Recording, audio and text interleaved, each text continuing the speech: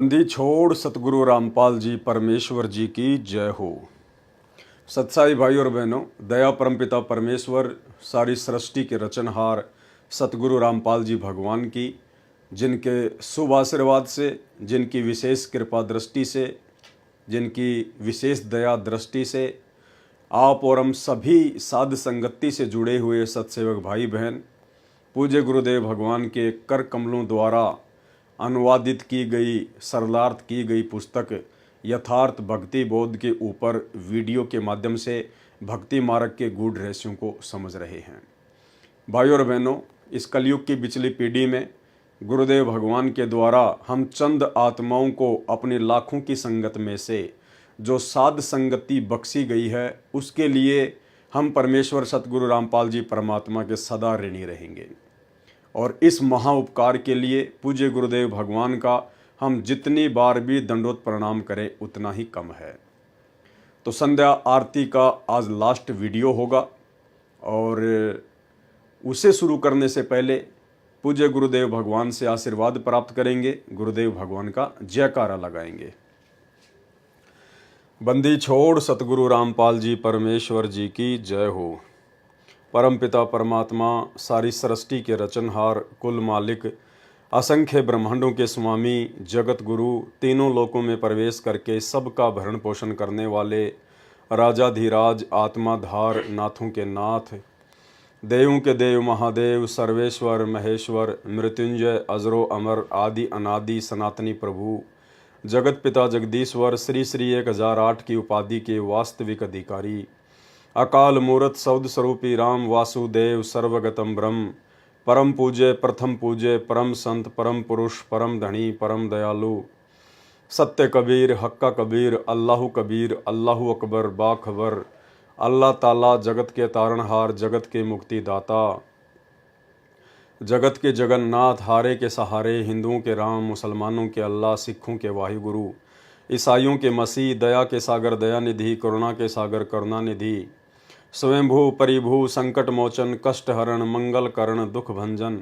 अविगत कबीर, निर्विकार निर्विषम परमात्मा, अलय अलेख सतगुरु, आदि अनादि सतगुरु, असली मर्यादा पुरुषोत्तम, असली राम, असली कृष्ण, असली घनश्याम, असली मुरारी, राजाओं के राजा, महाराजाओं के महाराजा, शहंशाहों के शहंशाह, सम्राटों के सम्राट, भगवानों के भगवान, अल्लाहों के अल्लाह, प्रभुओं के प्रभु, मसीहाओं के मसीह, सच्चे वाहिगुरु, बाबाओं के बाबा, पीरों के पीर, सेठों के सेठ, जगत सेठ, सावड़सा सेठ, सर्वगुण संपन्न, अनंत कोटि कलाओं के स्वामी, अनंत कोटि ब्रह्मांडों के नायक, योगियों में महायोगी, ध्यानियों में महाध्यानी, सिद्धों में परम सिद्ध, ज्ञानियों में तत्वज्ञानी, ब्रह्म ज्ञानी, महाज्ञानी, परम ज्ञानी, सर्वश्रेष्ठ ज्ञानी, विज्ञानी, युवा कबीर, समर्थ कबीर, असमवात, अमित ओजा, सच्चे रहनुमा, करीम अल्लाह, सुभान अल्लाह, दुनिया के अंतिम पैगंबर, 8 सितंबर 1951 से गांव धनाना, जिला सोनीपत, हरियाणा, भारतवर्ष की पावन भूमि पे प्रकट रियल कल की भगवान श्री नारायण साकार हरि बाबा साहेब संत श्रोमणी सतगुरु रामपाल जी परमेश्वर जी के चरण कमल में साध संगति से जुड़े हुए देश विदेश से हम सभी सत्सेवक भाई बहनों का अनंत कोटि दंडोत प्रणाम। तो भाई और बहनों, गुरुदेव भगवान के आशीर्वाद से संध्या आरती का ये लास्ट वीडियो है और अब ये जो वाणियाँ हैं हम यहाँ से शुरू करेंगे। वाणी: कबीर गुरुजी तुम ना बिसरियो, लाख लोग मिल जाहीं, हमसे तुमको बहुत हैं पर तुमसे हमको नाही। यानी एक सच्चे भगत ने किस तरह से अपने गुरुदेव भगवान से विनती करनी चाहिए, उनसे आधीन होकर दासातन अपने अंदर धारण करके अपने पूज्य गुरुदेव भगवान को ही परमात्मा मानकर उनसे प्रार्थना स्तुति करनी चाहिए, ताकि परमेश्वर हमसे प्रसन्न हो और हमें वो इच्छित वस्तु तुरंत प्रदान करें जिसके लिए हम आत्माओं को भटकते भटकते असंख्य युग हो चुके हैं, यानी मोक्ष। और भाई और बहनों, सबसे पहली जो कंडीशन है मोक्ष प्राप्त करने की, गुरुदेव भगवान बार बार सत्संग में कहते हैं कि सबसे पहले आपने अपनी पिछली गलतियों को सुधारना पड़ेगा। पिछली गलतियां मतलब असंख्य युगों से हम पूज्य गुरुदेव भगवान की, कबीर परमात्मा की शरण में रहते हुए आ रहे हैं, लेकिन हर बार हम लोग एक ही गलती कर जाते हैं और वो गलती है उस वक्त वो कबीर परमात्मा जो सतगुरु रूप धारण करके आता है, गुरु रूप धारण करके आता है, अपने नूरी तेजपुंज वाले शरीर के ऊपर एक हल्का और कोट धारण करके आता है, हम इंसानों जैसा इंसान बन के आता है, एक आम व्यक्ति जैसी लीला करता है, हम उस वक्त उस पूर्ण परमेश्वर को सतगुरु रूप में ना पहचान कर हम किसी और को ही भगवान मानते रहते हैं, जिस कारण से असंख्य युगों से इस परमेश्वर की शरण में रहते रहते भी हम आज तक मोक्ष प्राप्त नहीं कर पाए। और वर्तमान में गुरुदेव ने सबसे पहले हमें यही बात समझाई कि जो गलती तुमने 650 साल पहले की थी वो गलती आज मत दोहराना। और 650 साल पहले सबसे बड़ी गलती थी गुरु को परमात्मा ना मानने की गलती। परमेश्वर ने बार बार अपने सत्संगों में हम समझाया। एक छोटा सा सत्संग आपको सुनाएंगे जिसमें परमेश्वर कह रहे हैं कि 650 साल पहले तुम्हें जो सुख हो रहे थे उस आधार से तुम केवल ऊपरी मन से, केवल जुबान से अपने गुरु को परमात्मा कहते थे कि हमारे गुरुजी तो परमात्मा आए हुए हैं, हमारे गुरुजी तो भगवान हैं। और परमात्मा कहा भी करते थे 650 साल पहले कि भाई आप मुझे परमात्मा नहीं मानते, लेकिन हम कहते नहीं, हम आपको परमात्मा ही मानते हैं, हम आपको भगवान ही मानते हैं। लेकिन अंतर्यामी से कुछ भी छुपा हुआ नहीं था। उन्हें पता था कि ये ऊपरी मन से मुझे परमात्मा परमात्मा कह रहे हैं, लेकिन इनके अंदर बिल्कुल भी जगह नहीं है। सुनिए सत्संग। परमात्मा ने ये देखना चाहा कि ये मेरे विचारों को से कितने परिचित हैं, इनके अंदर कुछ दृढ़ता भी है जो ये बोलते हैं कि हम तो मोक्ष चाहते हैं, हम आपके अतिरिक्त किसी को नहीं चाहते हैं, आप हमारे परमात्मा हो, आपसे हमें वो सुख मिले हैं जो हमें कहीं पर भी प्राप्त नहीं हुए थे।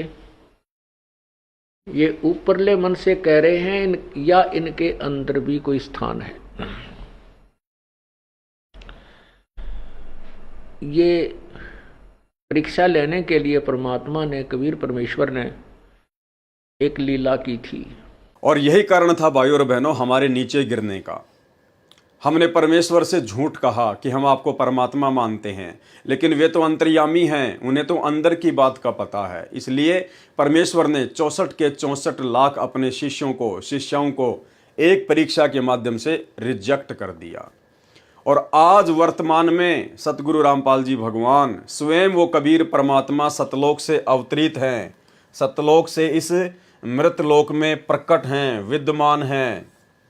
और यदि आज भी हमने वही गलती कर दी जो गलती हम 650 साल पहले करके आ चुके हैं, जो गलती हम युगों युगों से करते आ रहे हैं, तो क्या फायदा फिर इस कलयुग की बिचली पीढ़ी में 21वीं सदी में पैदा होने का, ये मनुष्य शरीर प्राप्त करने का, ये शिक्षा प्राप्त करने का, गुरुदेव भगवान के इतने प्रयत्न का, उनके द्वारा इतना संघर्ष जो ये सबूत और प्रमाण दिखाने के लिए किया गया है, आप और हम आत्माओं को जगाने के लिए किया गया है, फिर क्या फायदा उस चीज का।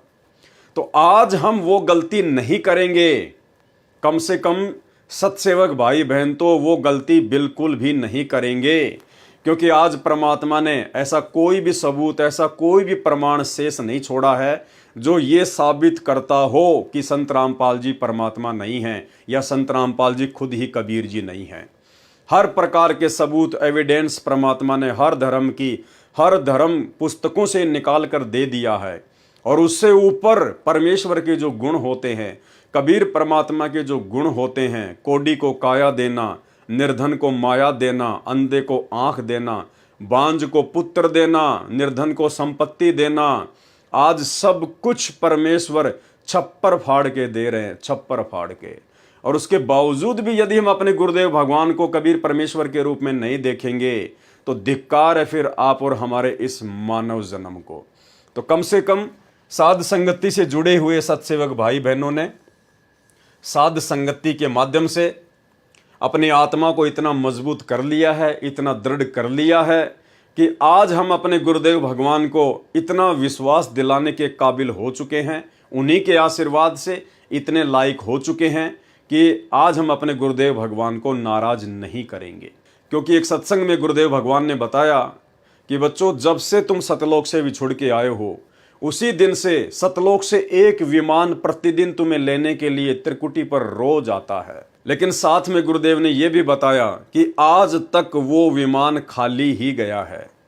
आज तक वो विमान खाली ही गया है, कोई भी उस विमान में बैठने के योग्य भगत नहीं हो पाया। तो भाइयों और बहनों, अब ये मोक्ष का प्राइम टाइम है, बिचली पीढ़ी है। परमात्मा ने कोई कसर बाकी नहीं छोड़ी है। अब यदि कोई कमी रहेगी, कोई कसर रहेगी, तो आप और हम भगत आत्माओं की अपनी खुद की अज्ञानता की रहेगी। इसलिए आज हम कम से कम गुरुदेव भगवान को नाराज ना करें। आज हम उस विमान को वापस खाली सतलोक ना जाने दें। तो कम से कम साध संगति से जुड़े हुए भाई बहन तो इस कदर परमेश्वर जी के आशीर्वाद से लायक हो चुके हैं। और इसका सबसे बड़ा प्रमाण यही है कि हमने इस दाढ़ी मूंछ वाली कबीर जी की समझे जाने वाली काल्पनिक फोटो को परमात्मा मानने से इनकार कर दिया है। हजारों लाखों सत्सेवक भाई बहन हैं देश विदेश में, किसी के भी घर में आपको ये दाढ़ी मूंछ वाली कबीर जी की कही जाने वाली नकली फोटो नहीं मिलेगी। ना हम इसे अपने दरबार में रखते, ना हम इसे अपने घर पर रखते, ना हम इस फोटो वाला लॉकेट पहनते, ना हम इस नकली कबीर का जून के महीने में कबीर प्रकट दिवस मनाते, ना हमारी इसमें किसी प्रकार की कोई श्रद्धा और कोई आस्था है। हम सत्सेवकों की पूरी श्रद्धा, पूरी आस्था, पूरा समर्पण, पूरी लगन केवल ओरिजिनल कबीर सतगुरु रामपाल जी परमेश्वर जी के चरणों में है। तो आज हम कम से कम अपने गुरुदेव भगवान को यकीन दिला सकते हैं कि आज हम उनके साथ सतलोक जाने के काबिल हो रहे हैं। और यदि थोड़ी बहुत कोई कमी होगी तो उसको भी सतगुरु रामपाल जी परमेश्वर अपने आशीर्वाद से, अपनी भक्ति से, अपनी दया दृष्टि से हम सत्सेवकों की उन कमियों को भी पूरा करेंगे। हमें इतना विश्वास है। तो हमने अपने गुरुदेव भगवान को प्रसन्न करना है। और प्रसन्न करने का सबसे पहला तरीका गुरु को ही परमात्मा मानना, गुरु को ही भगवान मानना। और गुरु को भगवान माने बिना आप और हमारी बात बनेगी भी नहीं। एक सत्संग में गुरुदेव ने बिल्कुल स्पष्ट कह रखा है कि यदि आपने सतलोक जाना है, भक्ति सफल करनी है, तो आपने गुरु जी को परमात्मा मानना पड़ेगा। और गुरु को परमात्मा मान के ही फिर आपने अपनी आध्यात्मिक क्रियाओं को करना पड़ेगा। आध्यात्मिक क्रिया मतलब पांचों यज्ञ, सत्संग सुनना, मंत्र जाप करना, तीनों समय की आरती। यदि आप अपने गुरु को कबीर भगवान नहीं मानते हैं और अपने गुरु जी के साथ साथ आप इस दाढ़ी मूंछ वाली कबीर जी की फोटो को भी परमात्मा मान के पूजते हैं, दंडवत करते हैं, तो आप चाहे कितनी भी भक्ति क्यों ना कर लीजिए, परमात्मा कहते हैं आपकी भक्ति अभी शुरू भी नहीं हुई है। शुरू भी। सुनिए वीडियो। गुरु मानुष कर जानते ते नर कहिए अंध। अब आपको उदाहरण भी बताया था कि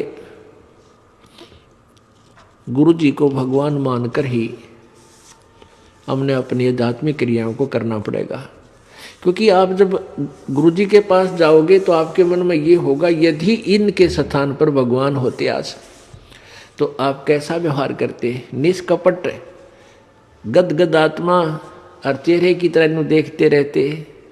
तो ऐसे आप में विनम्रता आवेगी, आपका अंतःकरण नरम होगा, आपका दोष दूर होने लग जाएगा। यदि आप इस दास को अपने जैसा ही एक व्यक्ति समझोगे, भाई थोड़ी बहुत दो बात सीख रहा है, गुरुजी है नाम देता ले लेता हूँ, इससे लाभ नहीं होगा। लाभ होगा तभी जब आपके हृदय में असीम श्रद्धा होगी इस दास के प्रति। एज ए गॉड आपने मानना पड़ेगा इस इक्वेशन को, इस प्रश्न को हल करने के लिए, जन्म और मृत्यु के इस प्रश्न से पीछा छुटवाने के लिए, हल को सोल्व करने के लिए, प्रॉब्लम को आपने मानना पड़ेगा। ये रूल है ईश्वर का। तो आप अपने हृदय से मानोगे, औपचारिकता नहीं, हृदय से करना पड़ेगा। तो भाई और बहनों, इतने सारे प्रमाण, इतने सारे सबूत देखने के बाद अब हम वो गलतियां करने से बचें जिन गलतियों के कारण असंख्य जन्मों से हम इसी काल के 21 ब्रह्मांड में चक्कर काट रहे हैं। तो संध्या आरती के लास्ट में हमें आदरणीय गरीबदास जी महाराज जी ने समझाया है कि किस प्रकार से एक भगत ने अपने गुरुदेव भगवान को प्रसन्न करने के लिए कितने आधीन भाव से, कितने दासातन भाव से उनसे विनती करनी चाहिए, उनसे प्रार्थना करनी चाहिए। कबीर गुरुजी तुम ना बिसरियो, बिसरियो यानी भूलना, कि हे गुरुदेव भगवान, हे परमपिता परमात्मा, सारी सृष्टि के रचनहार, आप हम तुच्छ दो कोटि के जीवों को परमेश्वर भूल मत जाना। हे गुरुदेव, आप अपने चरणों में रखना, आप अपनी नज़रों में रखना परमात्मा। हम तो रास्ते के रोड़े हैं परमेश्वर, हम तो मिट्टी के धूल के कण के बराबर भी नहीं है परमात्मा, लेकिन आप समर्थ हैं, आप जानी जान हैं, सब कुछ जानने वाले हैं, अंतर्यामी हैं। इसलिए हे परमात्मा, हे गुरुदेव भगवान, आप अपने दास को बिल्कुल भी ना भूलियो परमात्मा, चाहे लाख लोग मिल जाएं। हे गुरुदेव, आप तो समर्थ हैं, परमात्मा हैं। आने वाले समय में पूरे विश्व में, पूरी दुनिया में आपके नाम का, आपकी भक्ति का डंका बजेगा। केवल एक झंडा होगा, एक भाषा होगी, एक ही ज्ञान होगा, और एकमात्र आप ही परमात्मा होंगे, आप ही सतगुरु होंगे। तो आपकी शरण में तो परमेश्वर लाखों अरबों खरबों जीव आएंगे। ये परमेश्वर, हमसे बढ़कर एक से एक भगत आपकी शरण में आएंगे, एक से एक आत्मा आपकी शरण में आएंगी। हम तो उन आत्माओं के भी पैरों की धूल के बराबर नहीं है गुरुदेव भगवान। ऐसी स्थिति में गुरुदेव, आप अपने इस तुच्छ छोटे से नाचीज भगत को ना भूल जाना परमात्मा। हमसे तुमको बहुत हैं। हे परमेश्वर, हमारे जैसे दो कोटि के जीव तो आपके लिए बहुत हैं, असंख्य हैं परमात्मा। हमारे जैसे तो ना जाने कितने भगत हैं आपके परमात्मा, लेकिन गुरुदेव भगवान, आप जैसे सतगुरु हमको बिल्कुल भी नहीं मिलेगा। तुमसे हमको नहीं, आप जैसे सतगुरु हमें नहीं मिलेंगे। हमारे जैसे भगत तो आपको लाखों मिल जाएंगे, करोड़ों मिल जाएंगे परमात्मा, लेकिन आप जैसे सतगुरु फिर हमें और दूजा कोई नहीं मिलेगा। इसलिए गुरुदेव भगवान, हमें अपने चरणों में बनाए रखना। कबीर गुरुजी, तुम ना भूलियो, चाहे लाख लोग मिल जाहीं। हमसे तुमको बहुत हैं, पर तुमसे हमको नहीं। कबीर, तुमरे बिसारे क्या बने। बिसारना यानी भूल जाना, भुला देना। मैं किसकी शरण में जाऊं, शिव विरंची मुनि नारदा, तिनके हृदय न समाऊं। हे गुरुदेव भगवान, हे सतगुरु रामपाल जी परमेश्वर, तुमरे बिसारे क्या बने, मैं किसकी शरण में जाऊं। हे गुरुदेव भगवान, यदि आपने हमें भुला दिया, यदि आपने हमें अनदेखा कर दिया, तो परमेश्वर, मैं किसकी शरण में जाऊंगा। और कौन है आपके अलावा जिसकी शरण ग्रहण करनी चाहिए। आप सबसे सर्वशक्तिमान हैं, आप सर्वज्ञ हैं परमेश्वर, सर्व सृष्टि के रचनहार हैं। आपके अलावा परमात्मा इस सृष्टि में अन्य कोई देव नहीं है जिसकी शरण ग्रहण करनी चाहिए, जो हमें मुक्ति दिला दे, जो हमें मोक्ष दिला दे, जो हमें 84 लाख योनियों के कष्टों से दूर कर दे। तुमरे बिसारे क्या बने, जो मैं किसकी शरण में जाऊं। शिव विरंची मुनि नारदा, तिनके हृदय न समाऊं। शिव यानी शंकर भगवान, विरंची यानी श्री ब्रह्मा जी, मुनि नारदा यानी ब्रह्मा जी का पुत्र नारद। कहते हैं परमात्मा, आपने यदि हमें नीचे गिरा दिया, आपने यदि हमें भुला दिया, तो परमात्मा हम तो ना घर के रहेंगे ना घाट के रहेंगे गुरुदेव भगवान। क्योंकि आपकी भक्ति लेने के बाद हमने अन्य सभी देवी देवताओं की पूजा पाठ करना छोड़ दिया है। हमने उनको अपने इष्ट रूप में मानना छोड़ दिया है। जो पहले हम अज्ञानता के चलते उनको अपना भगवान मानते थे, अपना इष्ट मानते थे। हे परमेश्वर, जब से हमने आपको अपना इष्ट बनाया है, आप सतगुरु को ही हमने अपना इष्ट बनाया है, अपना परमात्मा बनाया है, अपना भगवान माना है, तब से ये अन्य नकली भगवान, 21 ब्रह्मांड की सभी शक्तियां, 33 करोड़ देवी देवता, ब्रह्मा विष्णु महेश, काल दुर्गा, ये भी हमसे नाराज हैं, हमसे खफा हैं, और ये मौका देख रहे हैं कि कब ये भगत अपने सतगुरु के चरणों से दूर हटे, कब ये भगत मर्यादा तोड़े, और मैं इसको अपने जाल में, अपने षड्यंत्र में पहले से कहीं ज्यादा जबरदस्त तरीके से फंसा लूं। तो हे परमेश्वर, हे सतगुरुदेव भगवान, आपके अलावा तो यहाँ सब हमारे शत्रु ही शत्रु हैं परमात्मा। यदि आपने भुला दिया हमें, तो परमात्मा किसी और की शरण में जाने के लायक नहीं हैं। ये शिव विरंची मुनि नारदा, ये सब हमारे से खफा हैं, हमारे से नाराज हैं। तिनके हृदय ने समाऊं। परमात्मा, अब हम इनको अच्छे नहीं लगते, अब हम इनके हृदय में समाने के लायक बिल्कुल भी नहीं है। इसलिए परमेश्वर, आपके अलावा हम जीवों का सृष्टि में, इस ब्रह्मांड में और कहीं कोई ठोर ठिकाना नहीं है। इसलिए हे गुरुदेव भगवान, हम तुच्छ, नीच, जड़ बुद्धि, मंद बुद्धि, महाअज्ञानी दो कोटि के जीवों को अपनी शरण में रखना परमात्मा, आपसे इतनी अरदास है। कबीर अवगुण किए तो बहुत किए, करत न मानी हार, और भावे बंदा बख्श दियो, भावे गर्दन तार। हे गुरुदेव भगवान, हे कबीर परमात्मा सतगुरु रामपाल जी परमेश्वर, आप जी की शरण में आने से पहले परमात्मा अवगुण किए तो बहुत किए। मालिक, हमने बहुत अवगुण किए, बहुत कुकर्म किए परमात्मा। शुभ कर्म हमने एक भी नहीं किया, क्योंकि ना ज्ञान था, ना भक्ति थी, ना परमात्मा था। काल की आगोश में थे, काल सिर पर बैठा था परमात्मा। इसने जो भी कर्म करवाए स्वार्थ के लिए उल्टे ही कर्म करवाए। तो अवगुण किया तो बहुत किया, करत न मानी हार, कभी थके नहीं परमात्मा। और भावे बंदा बख्श दियो, भावे गर्दन तार। हे गुरुदेव भगवान, अब हम आपकी शरण में आ गए हैं परमात्मा, आप समर्थ की शरण में आ गए हैं। हे परमेश्वर, अब हम आपके ऊपर छोड़ते हैं परमात्मा, फैसला आपके ऊपर छोड़ते हैं गुरुदेव भगवान। आप चाहो तो अपने दास के उन कुकर्मों को, उन घटिया कर्मों को माफ कर देना। भावे बंदा बख्श दियो, चाहे तो इस बंदे को, इस भगत को माफ कर देना, इसको बख्श देना। भावे गर्दन तार, या चाहे परमेश्वर आप इस दास को मौत के घाट उतार देना, चाहे दास की गर्दन उड़ा देना परमात्मा। हमने अपने आप को आपके चरणों में समर्पित कर दिया है गुरुदेव। अब जो भी करना होगा आप करेंगे परमात्मा, आपसे कोई सवाल नहीं होगा किसी भी प्रकार का। कबीर अवगुण मेरे बाप जी, बख्शो गरीब निवाज। हे परमेश्वर, मेरे उन अनंत अवगुणों को जो मैंने युगों युगों से किए हैं परमात्मा, बिना भक्ति के, बिना जानकारी के, अवगुण मेरे बाप जी, बख्शो गरीब निवाज। गरीब निवाज यानी दीन दयाल परमात्मा, दुखियों का भगवान। हे परमेश्वर, हे सतगुरु रामपाल जी भगवान, मेरे उन अवगुणों को माफ करना परमात्मा, जो मैंने अनजाने में किए हैं।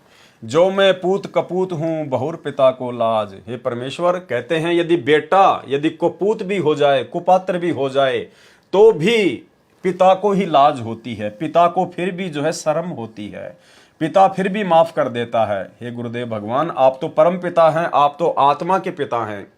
जब ये सांसारिक पिता जो खुद अवगुणी होता है, वो भी अपने पुत्र के अवगुणों को माफ कर देता है, बार बार विनती करने से, विनय करने से, तो आप तो आत्मा के पिता हैं। आप जी तो पूरी सृष्टि के पिता हैं, सबके उत्पत्ति करता हैं।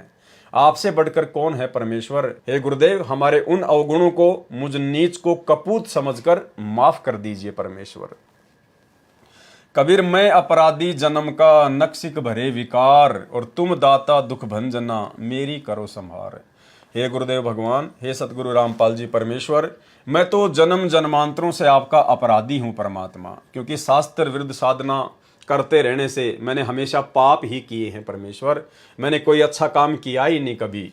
कबीर मैं अपराधी जन्म का, जन्म जन्म से अपराधी हूं परमात्मा। जब से मैं सतलोक से आया हूं इस काल के साथ, उसी समय से आपका अपराधी हूं परमात्मा। मैंने उल्टे ही काम किए हैं। नख सिक भरे विकार, नख यानी नाखून से लेकर, सिख यानी चोटी से लेकर, नाखून से लेकर चोटी तक परमेश्वर, यानी मैंने सारे अवगुण ही अवगुण किए हैं परमात्मा। मैं तो विकारों से भरा पड़ा हूं परमेश्वर। नख सिक भरे विकार, नाखून से लेकर शिखा तक, चोटी तक विकारों से भरा हुआ हूं। और तुम दाता दुख भंजना, हे परमेश्वर, आप तो दुखों का भंजन करने वाले हैं, आप तो क्षमा की मूर्ति हैं। मेरी करो संभार परमात्मा, मुझदास पर रहम करना गुरुदेव, मेरी संभाल रखना परमात्मा, मुझदास को अपनी नजरों में रखना। कबीर अब के जो सतगुरु मिले, सब दुख आंखों रोई, और चरणों ऊपर शीस धरूं, कहूं जो कहनी हुई। तो हमें तो सतगुरु मिल गए हैं, और अब मौका है हमारे पास में उन तमाम गलतियों की समायाचना करने का। जो भी कुछ अपने मन की बात हैं, जो हम युगों युगों से नहीं कह पा रहे थे, आज हम वो बातें अपने गुरुदेव से हम करेंगे, हम करते हैं। हम अपने गुरुदेव की चरण सेवा में बैठते हैं, अपने मन की बात करते हैं परमात्मा से। यानी जो भी हमने कुछ कहना है, अब हम अपने गुरुदेव भगवान से कहेंगे, अपने परमात्मा से कहेंगे, अपनी आत्मा के पति से कहेंगे अपने मन की बात। कबीर जैब के सतगुरु मिले, सब दुख आंखों रोई, और चरणों ऊपर शीस धरूं, कहूं जो कहनी होई। कबीर साईं मिलेंगे, पूछेंगे कुशलात, और आदि अंत की सब कहूं अपने दिल की बात। यानी सेम ही भावार्थ है उस लाइन का, कि अब की बार जब मुझे गुरुदेव भगवान मिलेंगे, मेरा उनसे साक्षात्कार होगा, मेरी उनसे भेंट होगी, तो मैं अपने दिल की सारी बातें दिल खोलकर अपने गुरुदेव भगवान के सामने रखूंगा। क्योंकि और कोई है नहीं यहाँ पे आत्मा की सुनने वाला, आत्मा की पुकार सुनने वाला केवल एक परमात्मा है, कबीर देव। और आज वो कबीर परमात्मा सतगुरु रामपाल जी के रूप में धरती पर प्रकट हैं। तो अब हम अपने दिल की बात, अपनी आत्मा की बात, अपने मन की बात दिल खोलकर अपने गुरुदेव भगवान से करेंगे। कबीर अंतर्यामी एक तुम आत्म के आधार, और जो तुम छोड़ो हाथ तो मैं कौन उतारे पार। हे गुरुदेव भगवान, हे कबीर परमेश्वर सतगुरु रामपाल जी, आप ही अंतर्यामी हैं परमात्मा, और कोई अंतर्यामी नहीं है, क्योंकि अंतर्यामी सृष्टि में केवल एक ही होता है, अन्य नहीं होता है। अंतर्यामी एक तुम आत्म के आधार, यहाँ पे भाई और बहनों तू शब्द है, अंतर्यामी एक तू, यानी अब हमें पता चल गया है कि हमारे पूज्य गुरुदेव भगवान एकमात्र सम्मान और आदर के हकदार हैं। इसलिए अपने गुरुदेव भगवान के लिए हम तू शब्द यूज नहीं कर सकते, हम यहाँ पर तुम कहेंगे। तुम कबीर अंतर्यामी एक तुम आत्म के आधार, यानी आप आत्मा के आधार हो परमात्मा, आप अंतर्यामी हो। ये आत्मा केवल आपके ऊपर आधारित है, इस आत्मा का कल्याण आप ही करवा सकते हो परमेश्वर। जो तुम छोड़ो हाथ तो मैं कौन उतारे पार। हे गुरुदेव, यदि ऐसे में आपने भी हमारा साथ छोड़ दिया, हम तो हैं ही अवगुणी परमात्मा, हम तो हैं ही विकारी, इसलिए परमेश्वर आप दया करना। यदि आपने भी हमारा हाथ छोड़ दिया तो इस भवसागर में परमात्मा हमारा हाथ पकड़ने वाला और दूसरा कोई नहीं है, हमारे को यहाँ से पार उतारने वाला, 21 ब्रह्मांड से हमारी नैया को पार उतारने वाला, सतलोक भेजने वाला और कोई नहीं है। इसलिए परमेश्वर अपने दास पर, अपनी दासियों पर सदैव अपना प्यार भरा आशीर्वाद बनाए रखना। तो इस प्रकार से हमने अपने गुरुदेव भगवान से इन वाणियों के माध्यम से और बहुत ही आधीन भाव से हमने विनती करनी है। कबीर जी के दोहे का सरलार्थ परमेश्वर कबीर जी ने चित्रार्थ किया है कि भगत की कैसी श्रद्धा होनी चाहिए। भगत की अपने गुरु जी के प्रति ऐसी श्रद्धा होनी चाहिए। कैसी?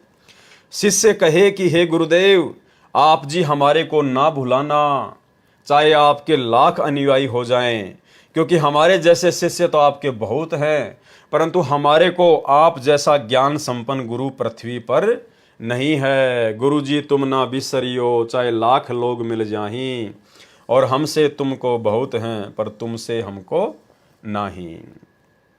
कबीर तुमरे बिसारे क्या बने, मैं किसकी शरण में जाऊं, और शिव विरंची मुनि नारदा इनके हृदय न समाऊं। यदि आप मुझे बिसर गए, भूल गए तो मेरा क्या होगा, मैं किसकी शरण में जाऊंगा। यदि आप मुझे भूल गए तो मेरा क्या होगा, मैं किसकी शरण में जाऊं। आपका ज्ञान अन्य को सुनाता हूं कि केवल एक परमात्मा की भक्ति पूजा करो, अन्य देवताओं की पूजा मत करो। एक कै साधे सब सदें, सब साधे सब जाए, माली सींचे मूल को फले फूले अघाए। जिस कारण से सब देवता शिव विरंच यानी ब्रह्मा जी आदि तीनों देवताओं तथा नारद मुनि जी भी मुझसे खफा हैं, नाराज हैं, अप्रसन्न हैं। उनके हृदय में मेरे लिए स्थान नहीं है, उनको मैं एक आंख अच्छा नहीं लगता। इसलिए कृपा आप ना भूल जाना। हे गुरुदेव, आप हमें ना भुला देना। आप अपने दास को, अपनी दासियों को हमेशा अपनी नज़रों में रखना, अपना आशीर्वाद बना के रखना। अवगुण किए तो बहुत किए, करत न मानी हार, और भावे बंदा बख्श दियो, भावे गर्दन तार। हे परमेश्वर, अनगणित पाप कर दिए, कभी हार नहीं मानी।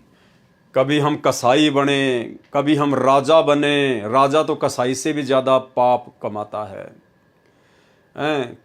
हम जो एक किसानी का काम करते हैं, इसमें भी परमात्मा कहते हैं एक हड़ाई और 100 कसाई, इतना पाप खेती बाड़ी में होता है। तो आज से पहले जब हम परमात्मा की शरण में नहीं थे तो ये सारे पाप कर्म हमारे ऊपर लगते थे।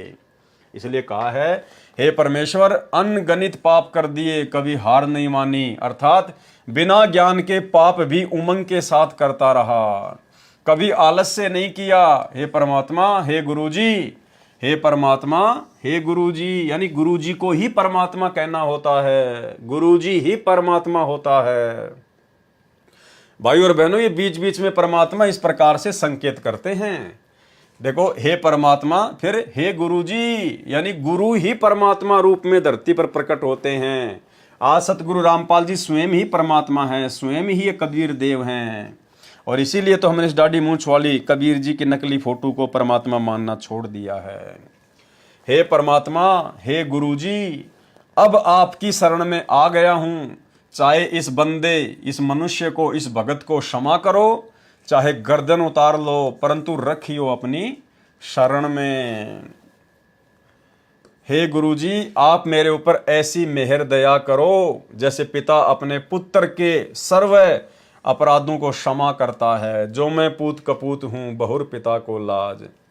ऐसे ही गुरुदेव रूपी मेरे पिताजी मुझे क्षमा करो। हे गरीब निवाज, मेरे अवगुण बख्शो। यदि मैं अच्छा शिष्य नहीं हूं, यदि मैं कपूत हूं, तो आप पिता के तुल्य हैं। यदि आप मेरे पाप क्षमा नहीं करोगे तो पिता होने के नाते शर्म लगेगी। जो मैं पूत कपूत हूं, बहुर पिता को लाज। यदि आपकी शरण में आने के बाद भी आपने मेरे पाप कर्मों का सत्यानाश नहीं किया, मेरे उन अपराधों को क्षमा नहीं किया, मुझ नीच को नहीं बख्शा, तो एक पिता होने के नाते आपको शर्म लगेगी। बहुर पिता को लाज। तो ऐसे प्रार्थना करने से फिर गुरुदेव भगवान हम आत्माओं के ऊपर दया बख्शते हैं। हे गुरुदेव, तत्व ज्ञान ना होने के कारण मैं तो जन्म से ही गलतियां अपराध करता आ रहा हूं। मेरे में तो नख, पैर के नाखून से लेकर सिख यानी शिखा, सिर की चोटी तक विकार भरे पड़े हैं। अर्थात मैं तो पापों से सना पड़ा हूं, अर्थात पापों से भरा पड़ा हूं। हे दाता, आप तो दुख नाश करने वाले हो, मेरी ओर ध्यान दो, मेरी संभाल करो, मेरी केयर टेक करो। गुरुदेव भगवान, मेरी संभाल करो। तत्व ज्ञान के पश्चात भगत की श्रद्धा ऐसी हो जाती है, भगत कहता है कि यदि अब की बार सतगुरु मिल गए, जय इबके सतगुरु मिले, सब दुख आंखों रोए, और चरणों ऊपर शीस धरूं, कहूं जो कहनी होए। अब की बार सतगुरु मिल गए तो अपना सर्व दुख रो रो कर बताऊंगा, चरणों के ऊपर सिर रखकर सर्व बातें करूंगा। परमेश्वर कबीर जी ने भगत की सच्ची श्रद्धा के लक्षण बताए हैं कि भगत कहता है कि साईं अर्थात गुरुदेव मिलेंगे, कबीर साईं मिलेंगे, पूछेंगे कुशलात, आदि अंत की सब कहूं अपने दिल की बात। कि साईं अर्थात गुरुदेव मिलेंगे। देखो साईं का मतलब क्या होता है? परमात्मा, भगवान, मालिक। और यहाँ गुरुदेव कह रहे हैं साईं अर्थात गुरुदेव, यानी वो गुरुदेव ही साईं है, गुरुदेव ही मालिक है, गुरुदेव ही परमात्मा है, कबीर है। कि साईं अर्थात गुरुदेव मिलेंगे, कुशल मंगल पूछेंगे, आदि अंत अर्थात शुरू से लेकर आखिर लास्ट तक की अपने दिल की सब बातें कहूंगा। हे गुरु भगवान, क्या कहा है? हे गुरु भगवान, यानी गुरु ही भगवान होता है। हे गुरु भगवान, आप तो अंतर्यामी हैं, अंतर्यामी एक तुम, आत्म के आधार, और एकमात्र आप ही आत्मा के सहारा हैं, आत्मा के आधार हैं। और जो तुम छोड़ो हाथ तो मुझे कौन उतारे पार। यदि आपने मेरा हाथ छोड़ दिया तो मुझे कोई पार नहीं कर सकता। आप इस भले बुरे दास दासी को चरणों से दूर मत करना, अपनी शरण में रखना। परमेश्वर कबीर जी के दोहों का सरलार्थ संपूर्ण हुआ। शब्द नंबर 5 ये लास्ट का है। मेरे गुरुदेव भगवान के सरलार्थ की आवश्यकता नहीं है, यह तो अपने आप ही सरल है। मेरे गुरुदेव भगवान दियो काट काल की फांसी। तो गुरुदेव भगवान ने जानबूझकर इस शब्द के सरलार्थ को अपने कर कमलों से नहीं लिखा, जानबूझ के छोड़ दिया परमात्मा ने। और कह रहे हैं कि यह तो अपने आप में बहुत सरल है, जबकि पूरी संध्या आरती में यदि सबसे कठिन कोई शब्द है, सबसे कठिन यदि कोई चौपाइयां हैं, तो मेरे गुरुदेव भगवान के सरलार्थ की हैं, जिनके अंदर परमात्मा ने लास्ट की 2 चौपाइयों में गहरा गूढ़ ज्ञान छुपा रखा है। अब भाई और बहनों, ये जो शब्द है मेरे गुरुदेव भगवान दियो काट काल की फांसी, ये कोई आदरणीय गरीबदास जी महाराज जी का लिखा हुआ नहीं है, ये कोई कबीर जी का लिखा हुआ नहीं है, किसी अन्य साधु संत महात्मा का लिखा हुआ नहीं है। ये स्वयं सतगुरु रामपाल जी परमेश्वर जी ने अपने कर कमलों से गुरु शिष्य परंपरा का निर्वाह करते हुए और अपने पूज्य गुरुदेव, अपने मुंह बोले पूज्य गुरुदेव, आदरणीय राम देवानंद जी के महिमा में लिखा है। क्योंकि 17 फरवरी 1988 को सतगुरु रामपाल जी ने गुरु शिष्य परंपरा का निर्वाह करते हुए जिस प्रकार 650 साल पहले इसी परमात्मा ने, जब ये कबीर नाम से आए थे, इन्होंने काशी के पंडित रामानंद जी को अपना मुंह बोला गुरु बनाया।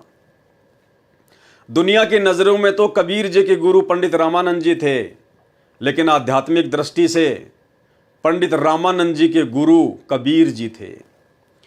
तो आज वही परमात्मा धरती पर प्रकट है, वही कबीर धरती पर प्रकट है, सतगुरु रामपाल जी परमेश्वर जी के रूप में।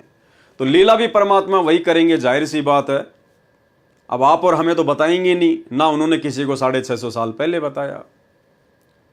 तो आज भी परमेश्वर सेम वही भूमिका, वही लीला कर रहे हैं। और 17 फरवरी 1988 के दिन आदरणीय राम देवानंद जी को अपना मुंह बोला गुरु बनाया। और ये बात दास आपको पूज्य गुरुदेव के कर कमलों से लिखी हुई एक अन्य पुस्तक जब जब भूल पड़े, जिसके ऊपर हमने 10 वीडियो बनाए थे, उनमें दास ने आपको स्पष्ट रूप से गुरुदेव भगवान के कर कमलों से लिखा हुआ दिखा भी दिया, जिसमें खुद आदरणीय राम देवानंद जी, जिनको हम अपना दादा गुरु जी कहते हैं, उन्होंने खुद संत रामपाल जी के सामने विनती करते हुए कहा था कि मैंने तो परमात्मा पा लिया और आपका पाना बड़ा मुश्किल हो गया, बड़ा दुर्लभ हो गया। खुद संत रामपाल जी से दादा गुरुजी विनती कर रहे हैं। और भी बहुत सारी जगह गुरुदेव भगवान ने संकेत छुपाए हुए हैं, जो हमने उस पुस्तक के अनुवाद के समय देखे, समझे और पढ़े। तो भाइयों और बहनों, ये जो शब्द है महिमा का, मेरे गुरुदेव भगवान दियो काट काल की फांसी, ये सतगुरु रामपाल जी परमेश्वर जी ने अपने मुंह बोले गुरु आदरणीय राम देवानंद जी की महिमा में लिखा है, गुरु शिष्य परंपरा का निर्वाह करते हुए। आप और हमें ये सिखाने के लिए, ये समझाने के लिए कि एक सच्चे भगत का अपने गुरु जी के प्रति कितना प्रेम होना चाहिए, गुरु जी के प्रति कितनी श्रद्धा होनी चाहिए, कितनी अगाध और अटूट श्रद्धा होनी चाहिए। तो गुरुदेव ने जानबूझकर आप और हमारी परीक्षा के लिए, आप और हम भक्तों की कॉमन सेंस को चेक करने के लिए जानबूझकर सतगुरु रामपाल जी परमेश्वर जी ने यहां पर यह लिखा है कि मेरे गुरुदेव भगवान के सरलार्थ की आवश्यकता नहीं है, यह तो अपने आप ही सरल है। भाई और बहनों, ये संध्या आरती हम करते हैं रोजाना। ये तीनों समय की आरतियां गुरुदेव ने भक्ति बोध पुस्तक में डालकर आप और हमें दी हुई है। किस लिए? अपने गुरुदेव भगवान की स्तुति के लिए, उनकी महिमा के लिए। और लास्ट में जब हम संध्या आरती करते हैं और लास्ट का जो ये शब्द है मेरे गुरुदेव भगवान, तो आप और हम रोज अपने गुरुदेव भगवान की स्तुति करते हैं, महिमा करते हैं। तो अपनी स्तुति को, अपनी महिमा को गुरुदेव भगवान कैसे लिख कर बताएंगे? क्या हमारे अंदर इतनी कॉमन सेंस भी नहीं है? क्या तत्वदर्शी संत की शरण में आने के बाद और 30 वर्षों से इतना ज्ञान लेने के बाद क्या आज भी गुरु को यह बताने की आवश्यकता पड़ेगी कि भाई तुम लोगों ने किस प्रकार से मेरी महिमा करनी है, तुम भक्तों ने किस प्रकार से अपने गुरु सतगुरु रामपाल जी को महत्व देना है? क्या आज भी गुरुजी बताएंगे हमें? तो फिर धिक्कार है आप और हमारे को, जो हमने गुरुदेव भगवान से इतना अनमोल तत्व ज्ञान प्राप्त किया और उसके बावजूद भी हम गुरु महिमा को नहीं समझ पा रहे, गुरु के महत्व को नहीं समझ पा रहे। तो इस शब्द का सरलार्थ ना करके गुरुदेव भगवान ने आप और हमारे ऊपर छोड़ दिया, आप और हमारी कॉमन सेंस के ऊपर छोड़ दिया कि भाई मैंने तो एक भगत का रोल करते हुए और एक भगत के गुरुजी के प्रति क्या भाव होने चाहिए, मैंने तो पूरी श्रद्धा के साथ में ये शब्द गाया है। अब तुम भक्तों की मेरे प्रति कितनी श्रद्धा है? तुम भक्तों ने अपने सतगुरु रामपाल जी को कितना समझा है, कितना जाना है, कितना पहचाना है? अब ये तुम्हारी कॉमन सेंस के ऊपर है कि तुम भी रट्टा ही मारोगे क्या, कि जैसे मैंने अपने गुरुजी के लिए वो शब्द लिख दिया मेरे गुरुदेव भगवान, और लास्ट की 2 चौपाइयों में सतगुरु रामपाल जी अपने मुंह बोले गुरुजी की उनका नाम लिखकर महिमा कर रहे हैं। तो हम भक्तों की क्या जिम्मेदारी बनती है? अरे हमारे गुरु सतगुरु रामपाल जी हैं, आदरणीय राम देवानंद जी हमारे गुरुजी नहीं हैं। हम अपने गुरुदेव सतगुरु रामपाल जी परमेश्वर जी की महिमा के लिए पैदा हुए हैं। हम दादा गुरु जी की महिमा करने के लिए पैदा नहीं हुए। दादा गुरु जी तो आप और हमारी तरह खुद एक भगत थे। आप और हमारी तरह एक सामान्य मानुष थे, इंसान थे। उनको तो गुरु जी ने खड़ा किया था लोक दिखावे में, गुरु शिष्य परंपरा का निर्वाह करने के लिए। तो ये आप और हमारी कॉमन सेंस के ऊपर छोड़ दिया सतगुरु रामपाल जी परमेश्वर जी ने कि हम क्या करेंगे इस शब्द को लेकर, या फिर तोते की तरह रट्टा ही मारेंगे। जैसा सतगुरु रामपाल जी अपने गुरु जी की महिमा कर रहे हैं तो हम भी उन्हीं वाणियों को वैसा ही बोलेंगे। तो फिर महिमा किसकी हुई, दादा गुरु की या सतगुरु रामपाल जी परमेश्वर जी की? तो शब्द क्या है? ये शब्द है, मेरे गुरुदेव भगवान भगवान दियो काट काल की फांसी। सबसे पहले तो भाई और बहनों, संध्या आरती के माध्यम से हम जितने भी सतगुरु रामपाल जी परमेश्वर जी के शिष्य और शिष्या हैं, उनकी महिमा में इस भजन को गाने का, इस शब्द को गाने का औचित्य तभी बनता है जब आप गुरुदेव शब्द के अर्थ को समझ जाएं कि गुरुदेव का मतलब क्या होता है, गुरुदेव का मीनिंग क्या होता है, परिभाषा क्या होती है गुरुदेव की। जब तक हम इस गुरुदेव शब्द को नहीं समझेंगे तो हमारे द्वारा इस शब्द के माध्यम से की गई महिमा का कोई लाभ नहीं, कोई फायदा नहीं। हम महिमा तो कर रहे हैं अपने गुरुदेव भगवान सतगुरु रामपाल जी की, और उन्हें कह रहे हैं मेरे गुरुदेव भगवान दियो काट काल की फांसी, मेरे गुरुदेव भगवान दियो काट काल की फांसी। हम अपने गुरुदेव को भगवान भी कह रहे हैं, और एक बार नहीं 2 बार कह रहे हैं, और उसके बावजूद भी भगवान मान रहे हैं इस दाढ़ी मूंछ वाले कबीर जी की नकली फोटो को। परमात्मा मान रहे हैं, भगवान मान रहे हैं इस कबीर जी की नकली फोटो को। तो फिर आपने अपने गुरुदेव की महिमा की, क्या महिमा किया आपने? आप तो दोगला आचरण कर रहे हैं जो भक्ति मार्ग में नहीं चलता। तो सतगुरु रामपाल जी परमेश्वर जी ने गुरुदेव शब्द का क्या अर्थ बताया। गुरु देव, देव का अर्थ बताया परमात्मा, भगवान, मालिक। गुरुदेव यानी गुरु भगवान। उसके बावजूद भी परमात्मा ने 2 बार भगवान लिखा है ताकि हमारी आंखें खुलें, अन्यथा गुरुदेव शब्द ही काफी है गुरु को परमात्मा मानने के लिए। सुनिए गुरुदेव शब्द की परिभाषा। हरण कर लिया है तो फिर उसके विषय में बताते हैं, गुरु मानुष कर जानते ते नर कहिए अंध, ओवे दुखी संसार में आगे यम के फंद।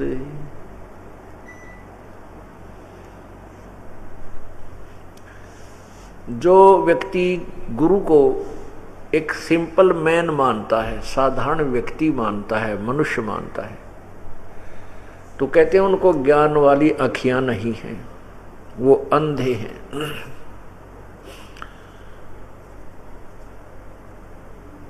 फिर वो कहते हैं उनको पूर्ण लाभ उस संत से नहीं मिलेगा।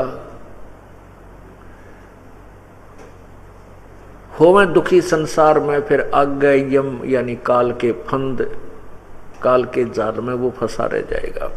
गुरु मानुष कर जानते और करे चरणामृत को भी पान, ते नर नरक में जावेंगे भाई युग युग बने समान। गुरु आपने धारण भी कर रखा है और गुरु जी को आप वैसे साधारण व्यक्ति मान रहे हो, और फिर देखम देखा दूसरे चरणामृत बनाकर ग्रहण कर रहे हैं, और वो भी ले रहा है, वो लोग दिखावा है, उससे लाभ नहीं होगा, अर्थात उसको परमात्मा की प्राप्ति नहीं होगी, मोक्ष नहीं होगा।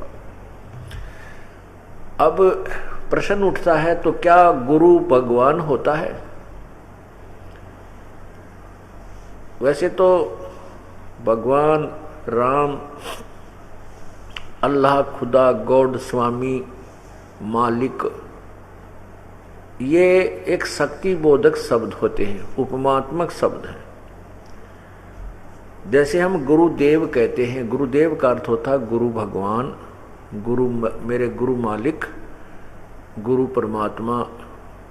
देव का अर्थ ही परमात्मा होता है। तो भाई और बहनों समझ में आ गया होगा उसके बाद मेरे गुरुदेव भगवान दियो काट काल की फांसी। हमने केवल अपने गुरुदेव भगवान से ही विनती करनी है, केवल उन्हीं से प्रार्थना करनी है। इस 21 ब्रह्मांड से ये जन्म मरण के रोग को समाप्त करवाने के लिए, ये जन्म मरण की फांसी को समाप्त करवाने के लिए, ये पशु पक्षियों की योनियों से सदा सदा के लिए मुक्ति प्राप्त करने के लिए हमने केवल अपने गुरुजी से ही प्रार्थना करनी है और किसी से कोई स्तुति, कोई प्रार्थना नहीं करनी है। हमने इस दाढ़ी मूंछ वाली कबीर जी की फोटो को भगवान मान के उनसे प्रार्थना नहीं करनी कि हे कबीर जी मेरी फांसी काटियो, 21 ब्रह्मांड से मेरा उद्धार करियो, मेरा मोक्ष करियो। ये जड़ है, ये मुर्दा फोटो है, ये ना चल सकती, ना बोल सकती, ना हिल सकती, ना डुल सकती, ना खा सकती, ना पी सकती, ना सत्संग सुना सकती, ना नाम दे सकती, ना आशीर्वाद दे सकती, कुछ नहीं कर सकती। ये केवल एक मुखौटा है, एक निर्जीव वस्तु है। सजीव जिंदा हमारे सामने है, सतगुरु रामपाल जी परमेश्वर जी हैं। हमने केवल इन्हीं से हर प्रकार की इच्छा, हर प्रकार की डिमांड, हर प्रकार की स्तुति, हर प्रकार की प्रार्थना केवल हमने अपने गुरुदेव भगवान से करनी है।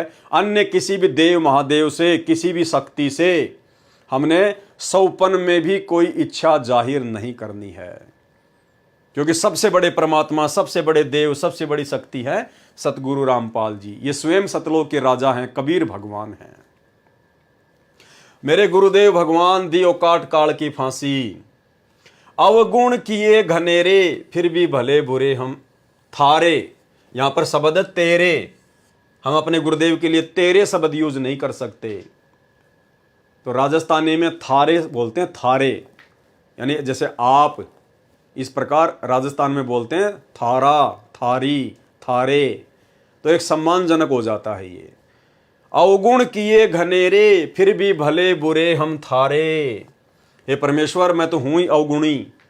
मैंने तो जन्म से लेकर और वर्तमान समय तक और ना जाने पिछले जन्म जन्मांतरों में जब मैं आपकी शरण में नहीं था, इस तत्व ज्ञान से परिचित था, हे परमेश्वर मैंने तो अवगुण ही किए हैं मालिक। गुण तो मैंने एक भी किया ही नहीं, अच्छा कर्म तो एक भी किया ही नहीं। हे परमात्मा, आज हमें ज्ञान हो गया, इसलिए अब हम जैसे भी हैं, हम भले थे या बुरे थे परमात्मा, लेकिन हम आपके हैं। हे गुरुदेव भगवान, हम आपके हैं। अवगुण किए घनेरे फिर भी भले बुरे हम थारे। दास को जान के निपट नादान, मोहे बख्श दियो अविनाशी। अब ये अविनाशी शब्द आया भाई और बहनों, अविनाशी। अविनाशी किसको कहते हैं? जिसका नाश करने में कोई भी सक्षम ना हो। अविनाशी, जिसका किसी भी देश काल और परिस्थिति में विनाश ना हो, जिसको काल ना खा सके, उसको कहते हैं अविनाशी। और महिमा किसकी कर रहे हैं हम? अपने गुरुदेव भगवान की। तो हमने अविनाशी शब्द ये किसके लिए यूज किया? अपने गुरुदेव भगवान के लिए, सतगुरु रामपाल जी परमेश्वर जी के लिए। तो कौन है सतगुरु रामपाल जी परमेश्वर? अविनाशी। तो अविनाशी मां के गर्भ से जन्म लेके आएगा क्या? अरे अविनाशी परमात्मा 8 सितंबर 1951 को मां के गर्भ से जेल में लिपट के आएगा क्या? ये कॉमन सेंस की बात है। और इसीलिए हम सत्सेवकों ने सतगुरु को अविनाशी मानकर 8 सितंबर को इनका प्रकट दिवस मनाना शुरू किया। और इस कागज की फोटो को जो कबीर भगवान की समझी जाती है, हमने इसको रिजेक्ट कर दिया कि हमारे अविनाशी हमें समझ में आ चुके हैं। अविनाशी सतगुरु, अविनाशी परमात्मा केवल सतगुरु रामपाल जी परमेश्वर हैं। तो यहां पर अविनाशी शब्द कहकर परमेश्वर की महिमा की गई है, अविनाशी कहकर। तो भाई या तो आप सतगुरु रामपाल जी परमेश्वर जी को अविनाशी कहना छोड़ दो।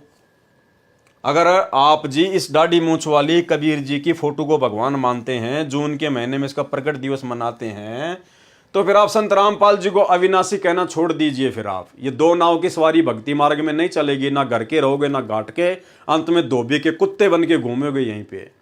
क्योंकि गुरु मानुष कर जानते, ते नर कहिए अंध, ओमें दुखी संसार में, और आ गए यम के फंद। कबीरा ते नर अंध हैं जो गुरु को कहते और हरि के रूठे ठोर हैं, गुरु रूठे नहीं ठोर।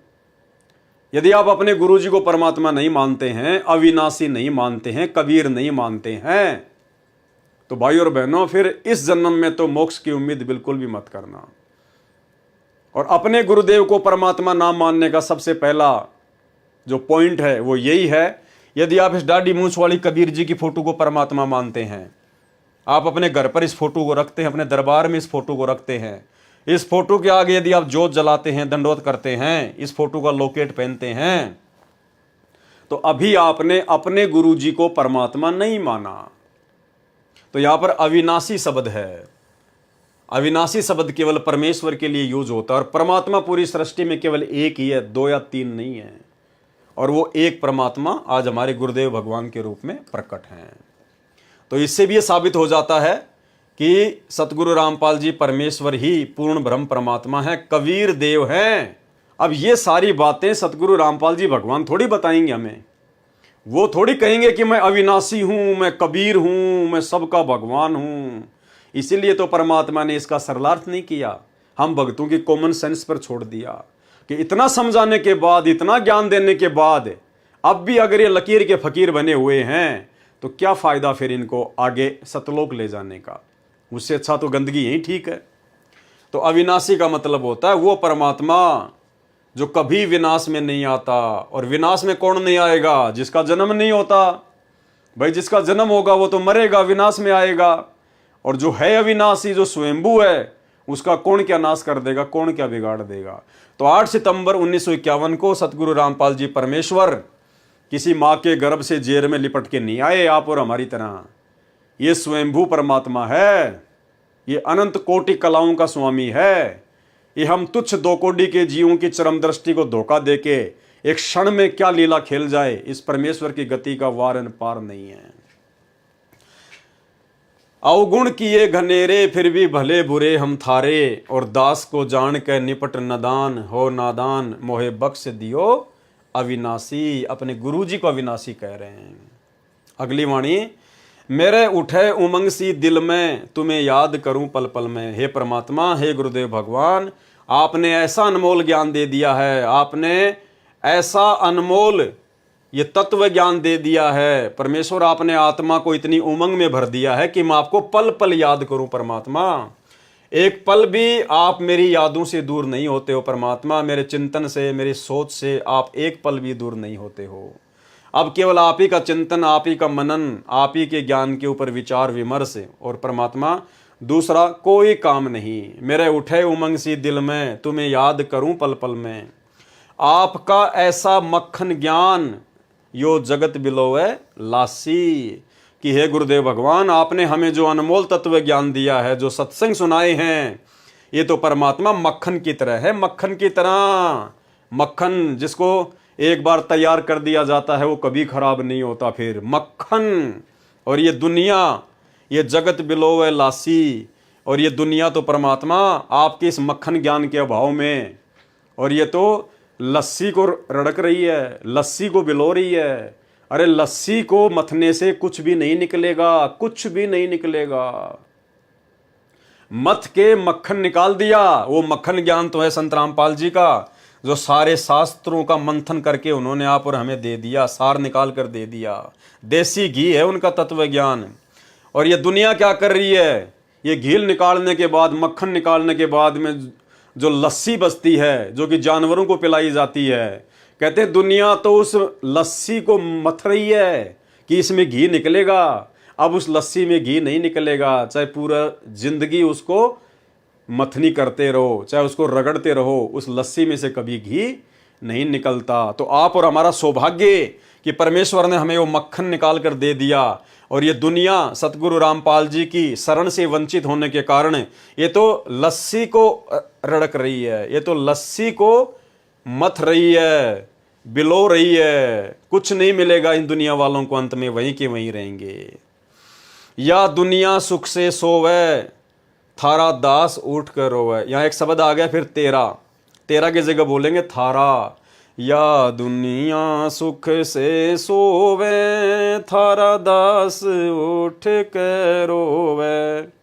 यानी हे परमात्मा, हे गुरुदेव भगवान, ये दुनिया तो आपकी जानकारी के अभाव में, आपसे तत्व ज्ञान ना लेने के चलते, और ये इन्हीं सांसारिक सुखों को सुख मानकर जो कि दुख के मूल कारण हैं, इन्हीं सांसारिक सुख सुविधाओं में जकड़ी हुई है और ये दुनिया तो निश्चिंत होकर सो रही है।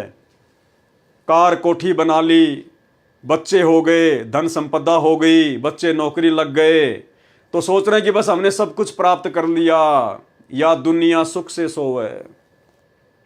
कौन सा सुख? झूठे सुख को सुख मान के ये दुनिया निश्चिंत होके सोई पड़ी है और थारा दास उठ कर रोवे। और परमेश्वर आपने अपने दास को ऐसा ज्ञान दे दिया परमात्मा कि अब आंखों से आंसू निकलते हैं कि हम भी इन लोगों की तरह पहले इसी प्रकार से झूठे सुख को सुख मान के और इस काल की गोद में बैठे हुए थे।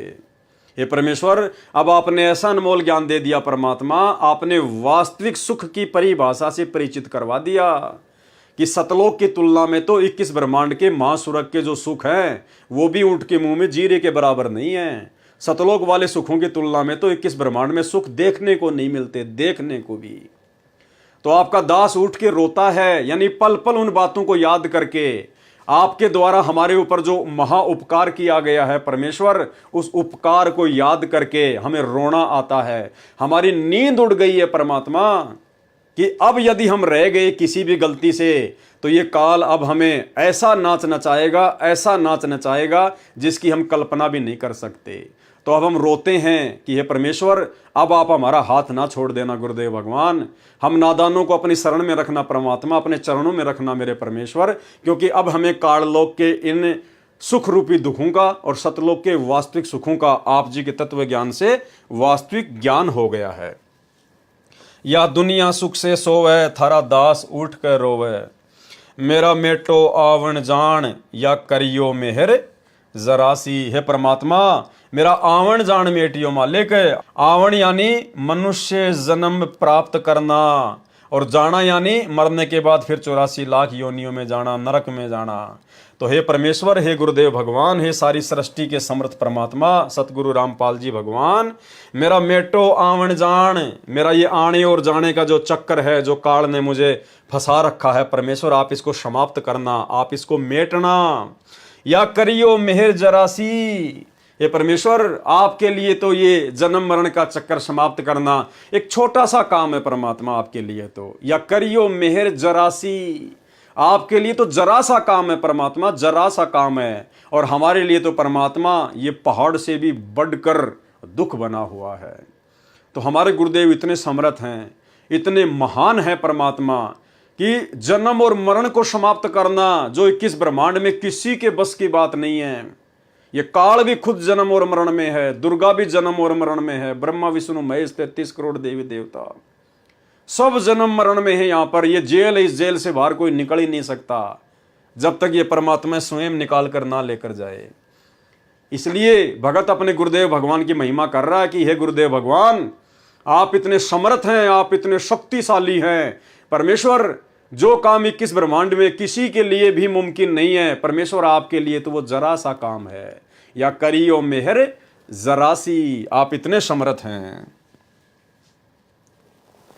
नहीं तपतशिला पे जलना, कोई 84 का बहना। हे परमेश्वर, आपकी शरण में आने के बाद, आपसे ऐसा ज्ञान लेने के बाद अब ये आत्मा इतनी निश्चिंत हो चुकी है कि अब हमें वो तपतशिला पर जो काल के द्वारा जलाया जाता है, भूना जाता है परमात्मा, अब हमें उस दुख का, उस महाकष्ट की भी कोई चिंता नहीं है, कोई टेंशन नहीं है, और कोई 84 लाख योनियों का कोई कष्ट नहीं, कोई दुख नहीं, कोई चिंता नहीं, क्योंकि हमें पता चल गया कि आप वो समर्थ भगवान है, वो समर्थ परमात्मा है जो एक पल में जो आपकी शरण में आ जाए और जो अंतिम श्वास तक मर्यादा में रहकर आपको भगवान मानकर भक्ति करेगा परमेश्वर, फिर उस आत्मा को ये तपतशिला का और 84 लाख योनियों में जाने का कोई भय नहीं रहता है। जिस प्रकार आदरणीय गरीबदास जी महाराज जी जब सतलोक देख कर आए तो फिर उन्होंने अपनी अमृतवाणी में कहा कि अजब नगर में ले गए हमको सतगुरु आण, झिलके बिंब अगात गति और हम सूते चादर ताण। कि भाई हम तो अपनी आंखों से सतलोक देख के आ गए और जैसा परमात्मा ने बताया बिल्कुल वैसा ही है सब कुछ। अब हमें कोई टेंशन नहीं है, कोई चिंता नहीं है। अजब नगर में ले गए यानी सतलोक में ले गए हमको सतगुरु आण, यानी जिंदा महात्मा के रूप में वो सतगुरु, वो कबीर स्वयं आए और हमें उस अजब नगर में ले गए, अजब नगर में ले गए हमको सतगुरु आण, और जुलके बिंब अगाध गति, उस सतलोक की महिमा अपरंपार है। हम सूते चादर तान, चादर तान के सोना हरियाणा में मुहावरा है, निश्चिंत होके सोना, बेफिक्र होके सोना। जैसे कोई व्यक्ति यदि किसी दिन अपने खेत का काम कंप्लीट कर ले और फिर आराम से लेट रहा है खाट पे, तो दूसरा आके कहता था भाई आज तो चादर ओढ़ के सो रहा है, यानी सब काम से निफराम हो चुका है, फ्री हो चुका है, कोई टेंशन नहीं है। तो आदरणीय गरीबदास जी महाराज जी समझा रहे हैं कि इसी प्रकार आप भी निश्चिंत हो जाना। यदि आपको वो सतगुरु मिल गया, वही भगवान मिल गया, और आज हमें मिल गया वही गरीबदास जी का सतगुरु, वही जिंदा महात्मा, वही कबीर परमात्मा हमारे सतगुरु हैं, सतगुरु रामपाल जी भगवान। तो हमें अब ना तो वो तपस्या का कोई चिंता है और ना 84 लाख योनियों में चक्कर काटने की कोई चिंता है, क्योंकि हम भी निश्चित हो गए अपने गुरुदेव के ज्ञान आधार से कि हम तो निश्चित सतलोक जाएंगे ही जाएंगे। ये हमारा अंतिम मनुष्य शरीर है, अंतिम मनुष्य जन्म है ये। इसलिए हमें ना तो 84 लाख प्रकार के योनियों में जाने की कोई चिंता रही। यदि आजीवन मर्यादा में रह के भक्ति करेंगे तो, अगर मर्यादा तोड़ दी फिर तो जाना ही जाना है, फिर तो कोई बचाने वाला नहीं है, क्योंकि परमात्मा के भी कुछ नियम है, कुछ उसूल है भाई, काल के साथ कुछ एग्रीमेंट है। मर्यादा सबसे कंपलसरी है, मर्यादा बीच में है। अगर मर्यादा तोड़ दी फिर 84 लाख योनियों के कष्ट से परमात्मा नहीं बचाएगा, फिर तपस्या के महाकष्ट से ये परमात्मा नहीं बचाएगा। नहीं तपस्या पे जलना कोई 84 का भयना, रोग कट्या सुमेर समान, या गई तृष्णा खांसी। ये परमात्मा, ये सुमेर यानी पहाड़ जैसा ये कष्ट तपस्याकार 84 लाख योनियों का आपने एक पल में काट दिया मेरे मालिक, हमें अपनी शरण में लेके। या गई तृष्णा खांसी, तृष्णा खांसी यानी पहले इस बिना ज्ञान के, बिना तत्व ज्ञान के इस मन में खांसी की तरह जो इच्छाएं उठती थी, ये बना लूं, वो बना लूं, ये प्लाट ले लूं, वो प्लाट ले लूं, उसके लिए बना दूं, वहां सस्ता मिल रहा वो ले लूं, ये कार खरीद लूं, ये कोठी खरीद लूं। दुनिया भर की वो तृष्णाएं खांसी की तरह ये मन इस मानव शरीर में पैदा करता था, आदमी को एक सेकंड का चैन नहीं लेने देता था। अब परमेश्वर से तत्व ज्ञान मिलने के बाद और ऐसा समर्थ सतगुरु मिलने के बाद अब वो सारी इच्छाएं हर प्रकार की परमेश्वर ने एक झटके में समाप्त कर दी। अब यदि कोई इच्छा है, कोई तृष्णा है, तो केवल सतलोक जाने की है, और कोई तृष्णा, कोई इच्छा नहीं है। रोग कट्या सुमेर समान, या गई तृष्णा खांसी। तुम्हें कहाँ ढूंढ के लाऊं, मैं तड़प तड़प रह जाऊं। आप गए अमर अस्तान, दई छोड़ तड़पती दासी। अब भाई और बहनों, ये जो लाइन है, ये जो लाइन है, ये लाइन हम सतगुरु रामपाल जी परमेश्वर जी के भक्तों ने नहीं बोलनी है। और हम सत्सेवकों ने जो नई भक्ति बोध पुस्तक छपवाई है, हमने उस भक्ति बोध पुस्तक से इस लाइन को परमानेंट हटा दिया है। हम इस लाइन को नहीं बोलते। नई वाली भक्ति बोध में ये लाइन हमने बिल्कुल हटा दी है। और इसीलिए सतगुरु रामपाल जी परमेश्वर जी ने इस शब्द का सरलार्थ नहीं किया, जानबूझकर आप और हमारी कॉमन सेंस के ऊपर छोड़ दिया परमात्मा ने। तुम्हें कहां ढूंढ के लाऊं, मैं तड़प तड़प रह जाऊं। कौन कह रहा है? सतगुरु रामपाल जी परमेश्वर जी कह रहे हैं। किस आधार से कह रहे हैं? एक भगत की भूमिका में कह रहे हैं। किसके लिए कह रहे हैं? अपने मुंह बोले गुरुदेव आदरणीय रामदेवानंद जी के लिए कह रहे हैं। उनके शरीर छोड़ने के बाद कह रहे हैं, उनके सतलोक जाने के बाद कह रहे हैं। क्या कह रहे हैं? तुम्हें कहां ढूंढ के लाऊं, यानी हे गुरुदेव भगवान, मैं आपको कहां से खोज के लाऊं? मैं तो आपकी याद में, आपकी फिक्र में, आपकी चिंता में तड़प तड़प रह जाऊं, तड़प तड़प रह जाऊं। तो भाई हमें अपने गुरुदेव को ढूंढने की आवश्यकता कहां है? पहली बात तो हमारे गुरुदेव हमारे साथ में पल पल शब्द रूप में पल पल साथ हैं। वो हमसे दूर कभी होते ही नहीं।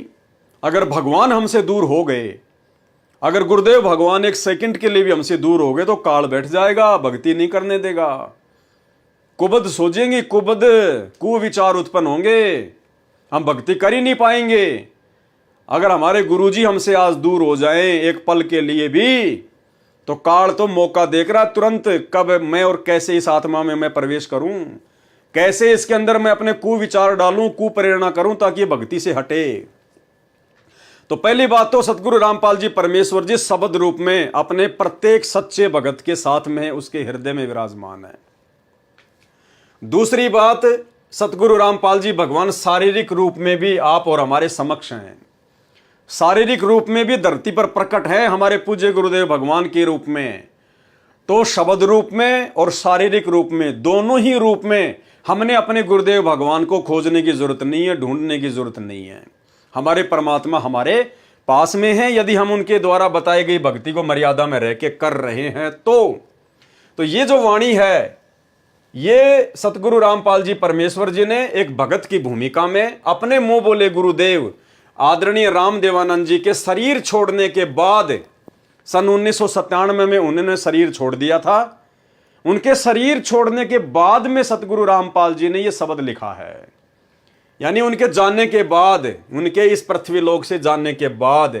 तो अब इस लाइन को हम क्यों बोले, ये हमारे लिए नहीं है। हमारे गुरु जी तो हमारे समक्ष हैं, शब्द रूप में पल पल साथ हैं, और शारीरिक रूप में अपने मिशन को पूरा करने के लिए हिसार की छोटी जेल में बैठे हुए हैं।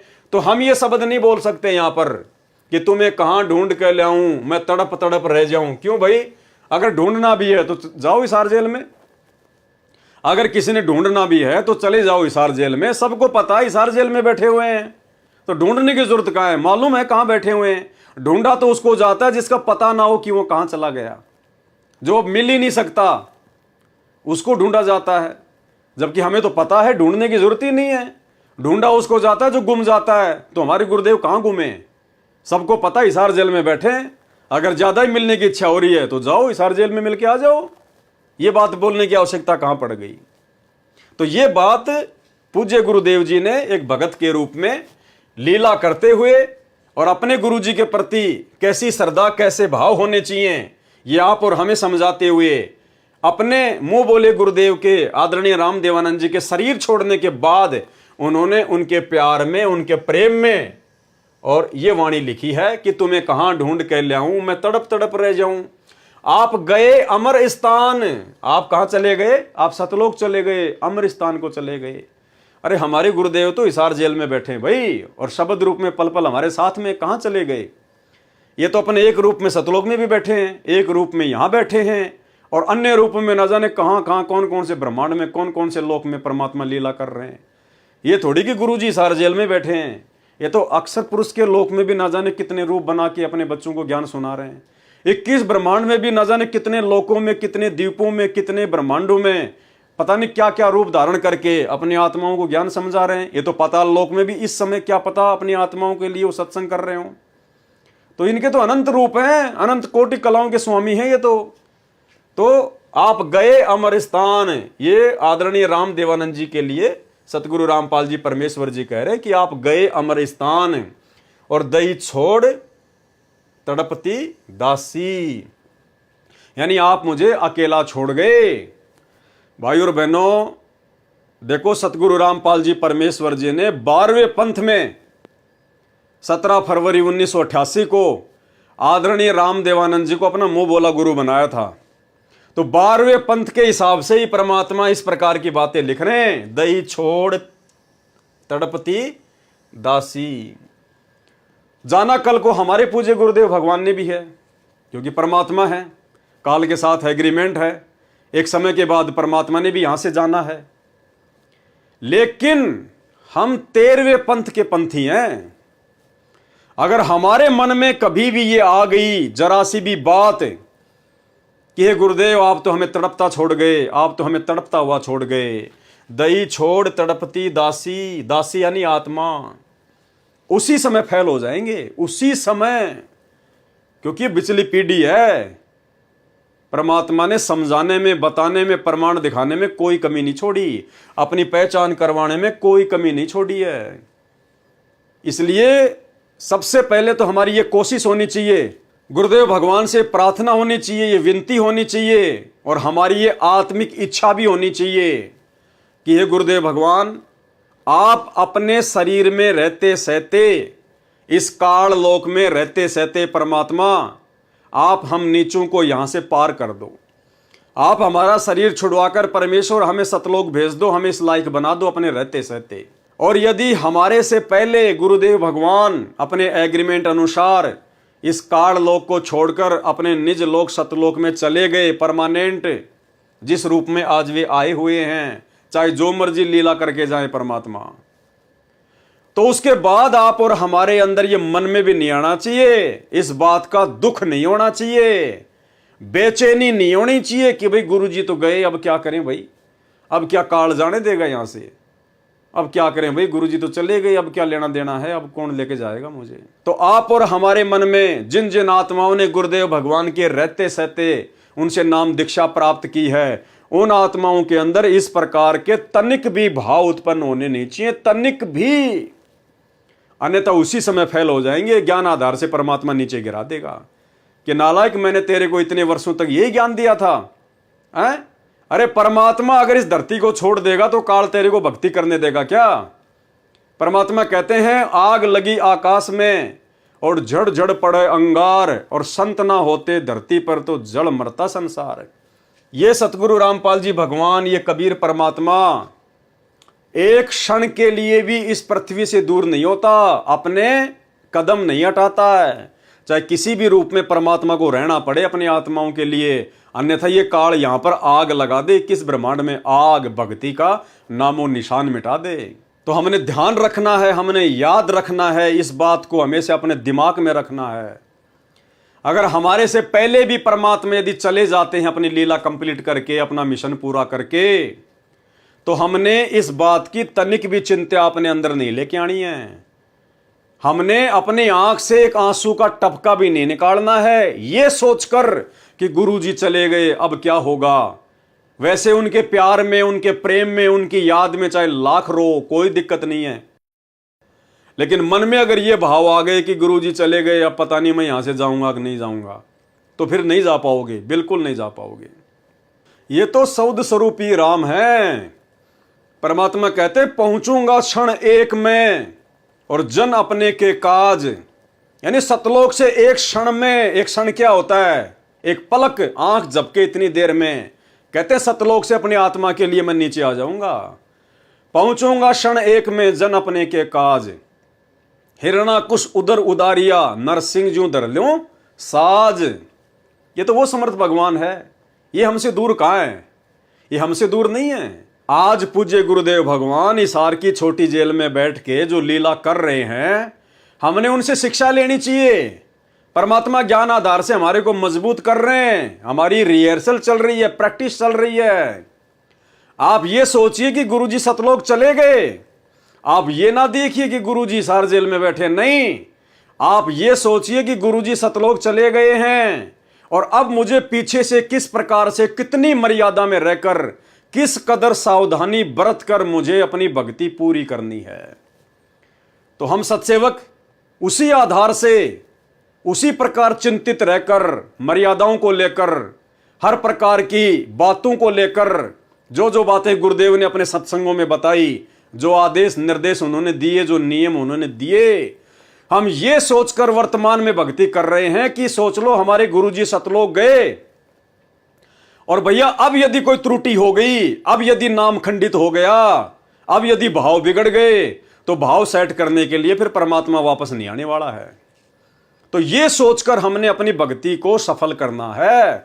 तो ये रिहर्सल चल रही है वर्तमान में, उस आगामी समय के लिए परमात्मा वर्तमान में हिसार की छोटी जेल में बैठकर, आप और हम जो इस 21 ब्रह्मांड रूपी काल की बड़ी जेल में बैठे हैं ना, परमात्मा हमारी परीक्षा ले रहा है, हमारी रिहर्सल करवा रहा है मालिक। तो जब गुरुदेव यहां से चले जाए परमानेंट सतलोक के लिए, जिस रूप में आए हुए हैं इस रूप से, तो मन में कभी भी ये चिंता नहीं आनी चाहिए कि गुरुजी चले गए अब मेरा क्या होगा, अन्यथा फिर तेरा कुछ नहीं होगा, फिर कुछ भी। क्यों कहे कबीर, सुनो भाई साधु, मैं तो हूं विश्वास में, और यदि तूने विश्वास ही तोड़ दिया तो फिर तेरा काम कहां से बनेगा, फिर तू काल के जाल में ही रहेगा। तो हमने अपनी आंख में एक आंसू भी नहीं निकालना है। परमात्मा जो मर्जी लीला करके जाए यहां से, हमने इस चिंता में आंख से एक आंसू भी नहीं निकालना कि लो भाई गुरुजी तो चले गए अब क्या होगा, अरे अब क्या होगा, भक्ति पता नहीं पूरी होगी कि नहीं होगी, हम सतलोक जा पाएंगे नहीं जा पाएंगे। नहीं, यहां गुरुदेव जो ये बात लिख रहे हैं, दही छोड़ तड़पती दासी, तो भाई वो तड़पेगा जिसको कंप्लीट भक्ति का कोर्स नहीं मिला होगा, जिसको सच्चा गुरु नहीं मिला होगा, जिसको पूर्ण मोक्ष का मार्ग नहीं मिला होगा, जिसको पूरे सत्संग नहीं मिले होंगे। तो आदरणीय रामदेवानंद जी, वो तो आप और हमारी तरह भगत थे, उनके पास में कहां सच्चा ज्ञान था, कहां सच्चा नाम था, कहां उनके पास में मोक्ष मार्ग था। वो किसका उद्धार कर देते, वो तो किसी का उद्धार कर ही नहीं सकते थे। एक छोटा सा सत्संग सुना रहा हूं आपको सतगुरु रामपाल जी परमेश्वर जी का, जिन्होंने हकीकत बताई कि मेरे गुरुदेव आदरणीय रामदेवानंद जी वो किसी का उद्धार कर ही नहीं सकते थे, वो किसी का मोक्ष कर ही नहीं सकते थे। स्पष्ट कह रहे हैं गुरु जी कि उनसे किसी का मोक्ष होना ही नहीं था। सुनिए। और आज से सभी जितने उनके शिष्य थे सबसे कह दिया था कि आज के बाद मैं तुम्हारा गुरु नहीं हूं, आज से दोबारा इससे उपदेश ले लो और इसको गुरु बनाओ, इससे तुम्हारा मोक्ष होगा। अब यह बात भी नहीं हमारे गले उतरे थी कि उन तो मौज है उनकी।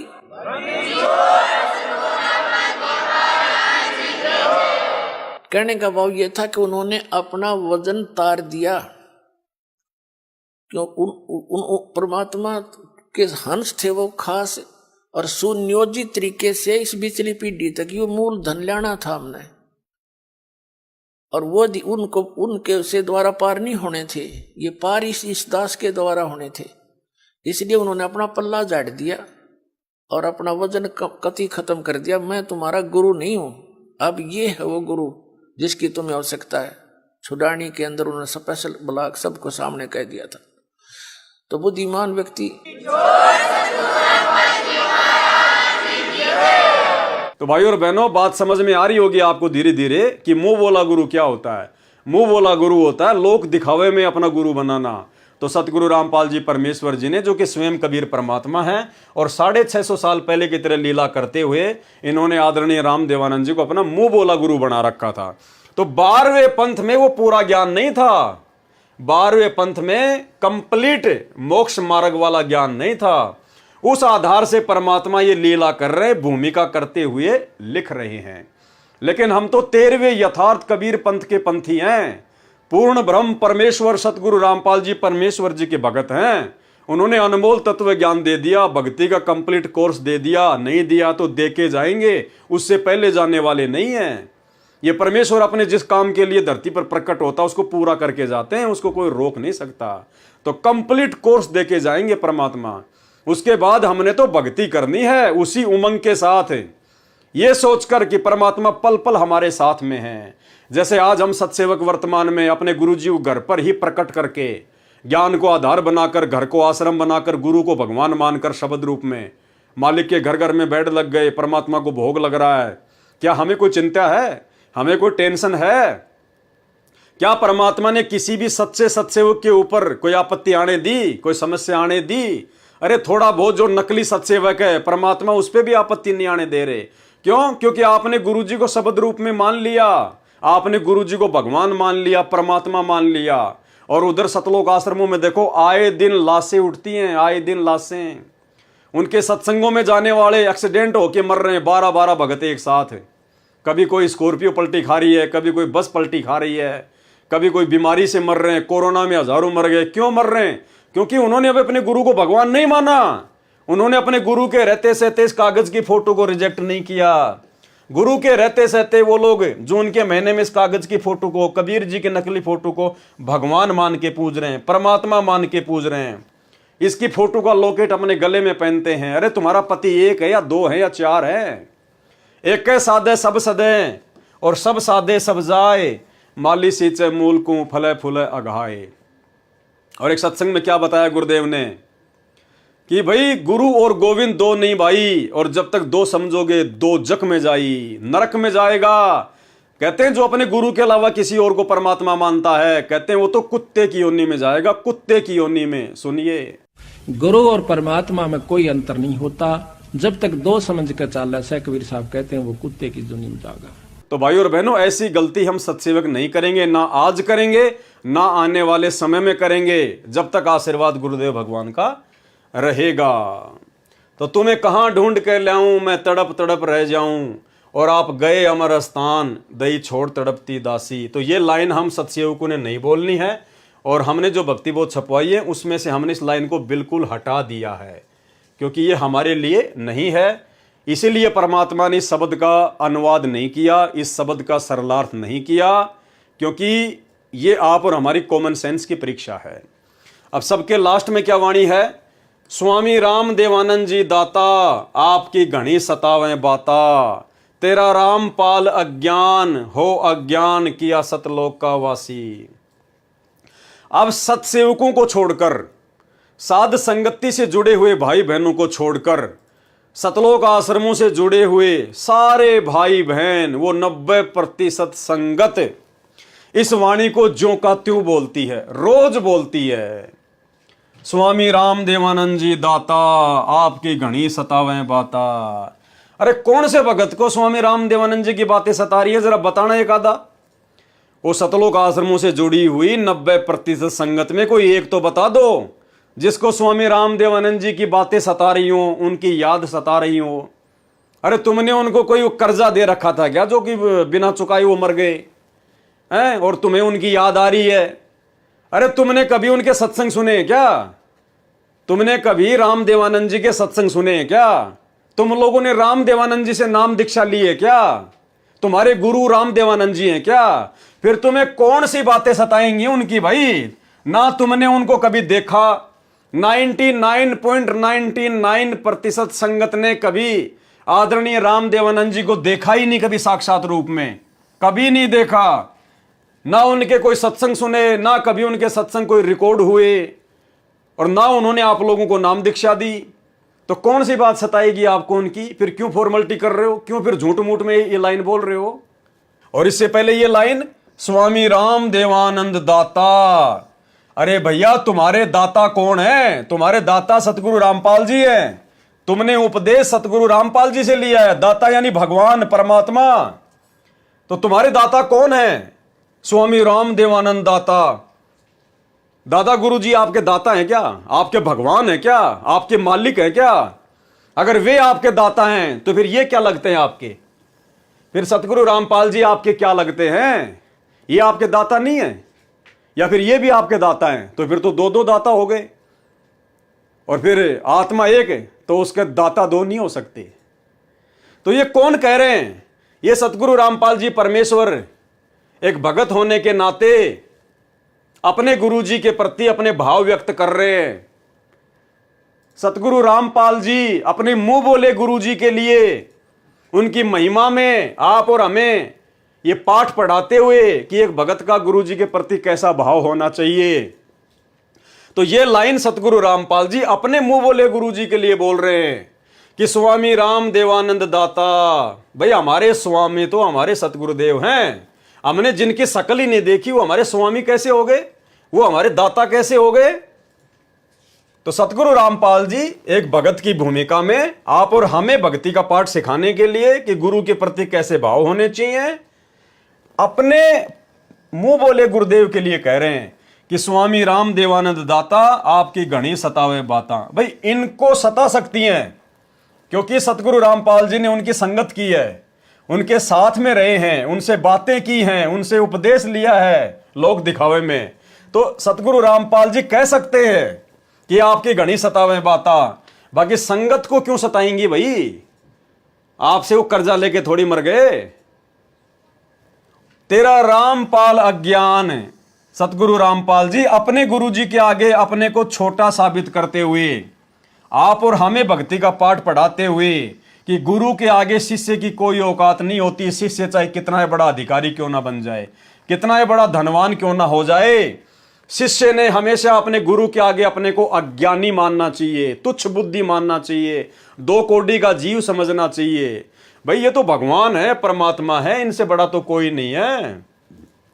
लेकिन आप और हमें गुरु महिमा का पाठ पढ़ाते हुए इन्होंने एक मुंह बोला गुरु बनाया एक आत्मा को, और हमें बता रहे हैं कि गुरु जी के प्रति कैसे भाव होने चाहिए।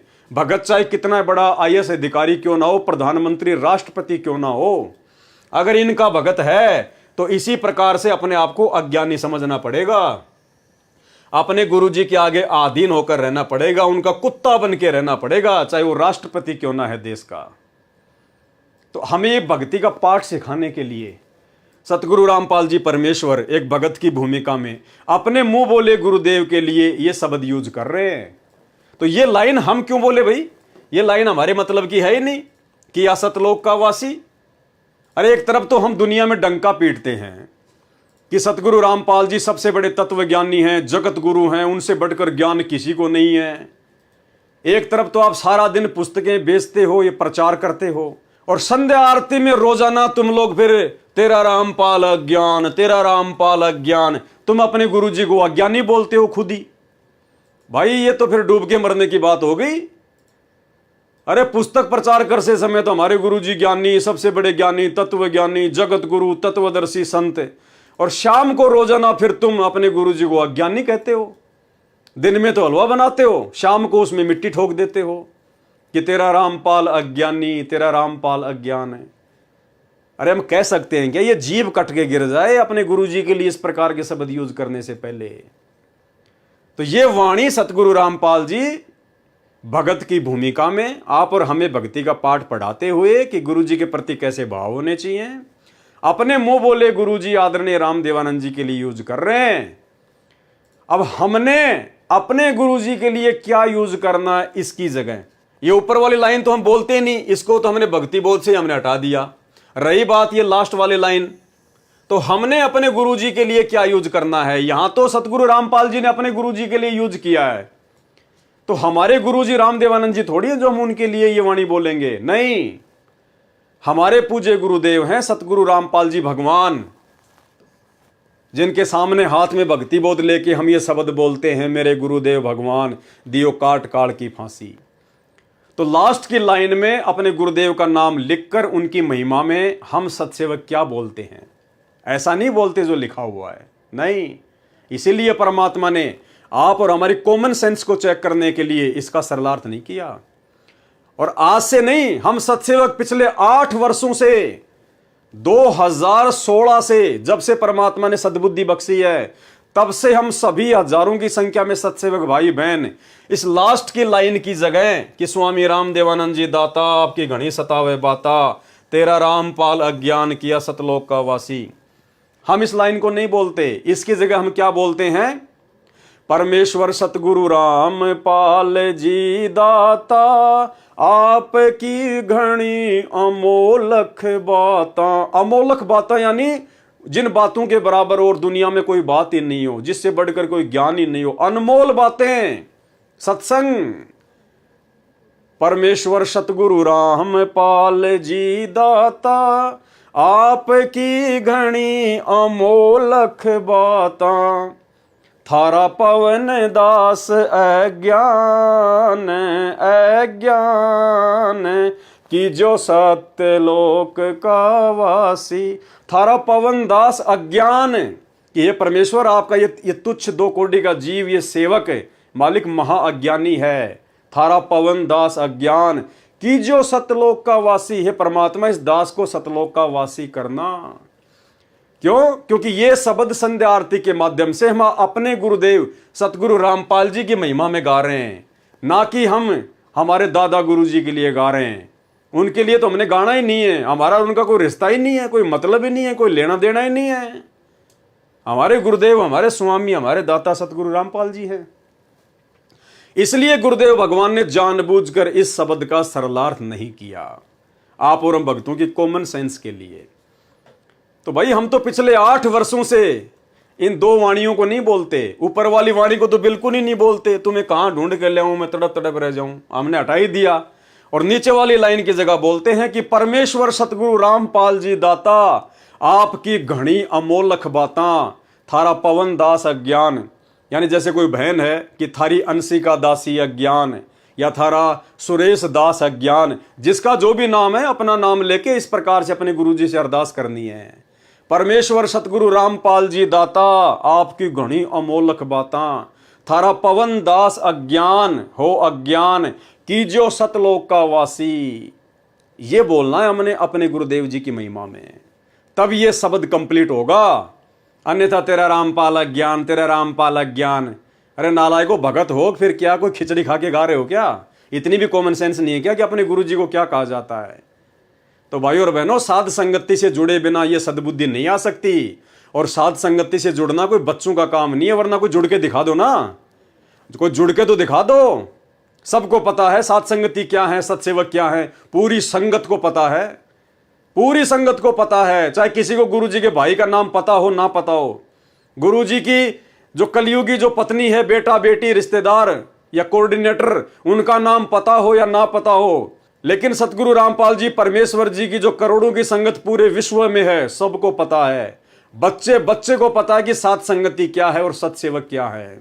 देखे, जुड़ के दिखा दो ना भाई। जुड़ने के लिए इतने संस्कार चाहिए, इतने संस्कार, युगों युगों की तपस्या चाहिए, सतगुरुदेव भगवान का भरपूर आशीर्वाद चाहिए, उनकी मेहर चाहिए, तब जाकर साध संगतियां नसीब होती है। साध संगति से जुड़ना कोई बच्चों का खेल नहीं है। तो यह सतगुरु की विशेष मेहर, विशेष दया केवल सत्सेवकों के ऊपर। तो भाई और बहनों, बहुत बड़ी रजा, बहुत बड़ी मेहर परम पूज्य परमेश्वर सतगुरु रामपाल जी भगवान की। और ये कार्य जो कंप्लीट हुआ है आज, तीनों समय की आरतियों का, नित्य नियम का कंप्लीट हो चुका सरलार्थ, रमेणी का कंप्लीट हो चुका, और आज संध्या आरती के ऊपर ये लास्ट वीडियो जो कि कंप्लीट हो चुका है। ये सतगुरु रामपाल जी परमेश्वर जी की विशेष विशेष विशेष वीआईपी रजा के बिना ये संभव हो ही नहीं सकता था, ये कंप्लीट हो ही नहीं सकता था। 30 साल हो गई, परमेश्वर ने इसी समय इस काम को कंप्लीट करवाना था, इस सेवा को परमात्मा ने पूरा करवाना था। और सौभाग्य आप और हमारा कि परमेश्वर ने सत्सेवकों को अपनी इस विशेष वीआईपी सेवा के लिए चुना। तो भाई और बहनों, आप और हम सब दो कोटि के तुच्छ जीव हैं, हमारी कोई हैसियत नहीं, कोई औकात नहीं है। आप लोगों को समझने की शक्ति भी सतगुरु रामपाल जी भगवान ने प्रदान करी, और दास को समझाने की दया भी सतगुरु रामपाल जी भगवान ने प्रदान करी।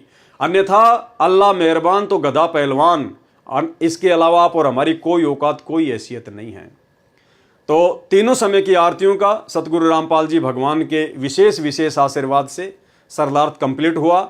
और इसके लिए हम पूज्य गुरुदेव भगवान का जितना अनंत कोटि दंडवत धन्यवाद करें उतना थोड़ा है। हे परमपिता परमात्मा, हे सारी सृष्टि के रचनहार, हे कुल मालिक सतगुरु रामपाल जी परमेश्वर, अल्लाहु अकबर, आप जी इसी प्रकार से अपने सत्सेवक बच्चों पर परमात्मा इसी प्रकार से अपनी मेहर, अपनी दया दृष्टि, अपनी कृपा दृष्टि, अपनी रजा बनाए रखना परमात्मा। आपके आशीर्वाद के बिना परमात्मा हम एक कदम भी भक्ति मार्ग पर ज्ञान आधार से आगे नहीं चल सकते। हे परमेश्वर, आपने लाखों करोड़ों की संगत में से अपने हीरो मोती लाल छांट के साथ संगति से जोड़े हैं। यह आपकी विशेष विशेष मेहर है परमात्मा, और आपकी विशेष मेहर परमात्मा अंतिम श्वास तक इसी प्रकार से बनी रहे। आपका आशीर्वाद हम तुच्छ जीवों के शीश पर इसी प्रकार से बने रहे परमेश्वर। बस हमारी यही इच्छा, यही हमारी कामना है। यदि आप खुश हैं तो परमात्मा फिर भक्ति में कोई बाधा नहीं है। तो भाई और बहनों, इसी स्तुति के साथ में, इसी प्रार्थना के साथ में, और आज हम सतगुरुदेव भगवान से आशीर्वाद प्राप्त करेंगे। लास्ट में परमात्मा का जयकारा लगाएंगे, परमात्मा का धन्यवाद करेंगे। बंदी छोड़ सतगुरु रामपाल जी भगवान की जय हो। परमपिता परमात्मा, सारी सृष्टि के रचनहार, कुल मालिक, असंख्य ब्रह्मांडों के स्वामी, जगत गुरु, तीनों लोकों में प्रवेश करके सबका भरण पोषण करने वाले, राजा धीराज, आत्माधार, नाथों के नाथ, देवों के देव, महादेव, सर्वेश्वर, महेश्वर, मृत्युंजय, अजरो अमर, आदि अनादि, सनातनी प्रभु, जगत पिता जगदीश्वर, श्री श्री 1008 की उपाधि के वास्तविक अधिकारी, अकाल मूर्त सौद स्वरूपी राम वासुदेव, सर्वगतम ब्रह्म, परम पूज्य, प्रथम पूज्य, परम संत, परम पुरुष, परम धनी, परम दयालु, सत्य कबीर, हक्का कबीर, अल्लाह कबीर, अल्लाह अकबर, बाखबर, अल्लाह ताला, जगत के तारणहार, जगत के मुक्तिदाता, जगत के जगन्नाथ, हारे के सहारे, हिंदुओं के राम, मुसलमानों के अल्लाह, सिखों के वाहिगुरु, ईसाइयों के मसीह, दया के सागर दयानिधि, करुणा के सागर करुणानिधि, स्वयंभू परिभू, संकट मोचन, कष्ट हरण, मंगल करण, दुख भंजन, अविगत कबीर, निर्विकार निर्विषम परमात्मा, अलय अलेख सतगुरु, आदि अनादि सतगुरु, असली मर्यादा पुरुषोत्तम, असली राम, असली कृष्ण, असली घनश्याम, असली मुरारी, राजाओं के राजा, महाराजाओं के महाराजा, शहंशाहों के शहंशाह, सम्राटों के सम्राट, भगवानों के भगवान, अल्लाहों के अल्लाह, प्रभुओं के प्रभु, मसीहों के मसीह, सच्चे वाहिगुरु, बाबाओं के बाबा, पीरों के पीर, सेठों के सेठ, जगत सेठ, सावड़सा सेठ, सर्वगुण संपन्न, अनंत कोटि कलाओं के स्वामी, अनंत कोटि ब्रह्मांडों के नायक, योगियों में महायोगी, ध्यानियों में महाध्यानी, सिद्धों में परम सिद्ध, ज्ञानियों में तत्वज्ञानी, ब्रह्म ज्ञानी, महाज्ञानी, परम ज्ञानी, सर्वश्रेष्ठ ज्ञानी, विज्ञानी, युवा कबीर, समरथ कबीर, असमवात, अमित ओझा, सच्चे रहनुमा, करीम अल्लाह, सुभान अल्लाह, दुनिया के अंतिम पैगंबर, 8 सितंबर 1951 से गांव धनाना, जिला सोनीपत, हरियाणा, भारतवर्ष की पावन भूमि पे प्रकट रियल कल की भगवान श्री नारायण साकार हरि श्री बाबा साहेब संत श्रोमणी सतगुरु रामपाल जी परमेश्वर जी के चरण कमल में साध संगति से जुड़े हुए देश विदेश से हम सभी सत्सेवक भाई बहनों का अनंत कोटि दंडत प्रणाम। तो भाई और बहनों, तीनों समय की आरतियों का सरलार्थ गुरुदेव भगवान की विशेष आशीर्वाद से कंप्लीट हुआ और ये बहुत बड़ी रजा, बहुत बड़ी मेहर पूज्य गुरुदेव भगवान की आप और हमारे ऊपर। और इसके बाद में भाई और बहनों एक विशेष पुस्तक है, परमात्मा ने उसका जिक्र किया है, मालिक ने संकेत किया है। अब आगे हम उस पुस्तक के ऊपर लाइव आएंगे, इसी प्रकार से वीडियो बनाएंगे, क्योंकि देखो पुस्तकें भगवान ने आप और हमारे लिए लिखी हैं तो पढ़ना भी जरूरी है। सब भगत नहीं पढ़ पाते हैं, इसलिए परमात्मा दया कर रहे हैं साथ संगति के माध्यम से कि हम उन पुस्तकों को पढ़ेंगे और साथ में जहां जहां समझने लायक बात होगी परमात्मा अपना आशीर्वाद देकर उस बात पर विश्लेषण भी करवाएंगे। तो अगली जो पुस्तक है उसका नाम है भक्ति और भगवान। ये बहुत ही विशेष पुस्तक है, 150 पेज की पुस्तक है, 10-12 इसके ऊपर वीडियो बनेंगे। और परमेश्वर ने इस पुस्तक में भाई और बहनों बहुत सारे गूढ़ रहस्य छुपा रखे हैं। इस भक्ति और भगवान पुस्तक में गुरुदेव ने स्पष्ट कर रखा है कि उनके छोटे भाई महेंद्र का इस जन्म में मोक्ष नहीं होगा। स्पष्ट कर रखा है वहां पर परमात्मा ने। यानी ये लाखों की करोड़ों की मूर्ख संगत जिन गुरुदेव भगवान के कलयुगी बेटा बेटी भाई बंधु रिश्तेदारों के पीछे अंधी होकर चल रही है, वो खुद तो डूबेंगे सो डूबेंगे, संगत को भी लेके डूबेंगे। तो एक जगह परमेश्वर ने संकेत कर रखा है कि उनके छोटे भाई का, यानी 12वें पंथ में जिन जिन लोगों ने नाम दीक्षा ली थी आदरणीय रामदेवानंद जी से, दादा गुरु जी से, उनमें से किसी का भी मोक्ष नहीं होगा इस शरीर से। उनको दोबारा से मनुष्य जन्म लेना पड़ेगा, स्पष्ट लिखा हुआ है। और भी बहुत सारे गूढ़ रहस्य उस पुस्तक में हैं, हमारे विश्वास को दृढ़ करेंगे। तो दास आपको समय बता देगा, डेट बता देगा और उसके बाद हम उस पुस्तक के ऊपर लाइव वीडियो बनाएंगे। तब तक के लिए गुरुदेव भगवान से आशीर्वाद, इजाजत, बंदी छोड़, सतगुरु रामपाल जी भगवान की जय हो।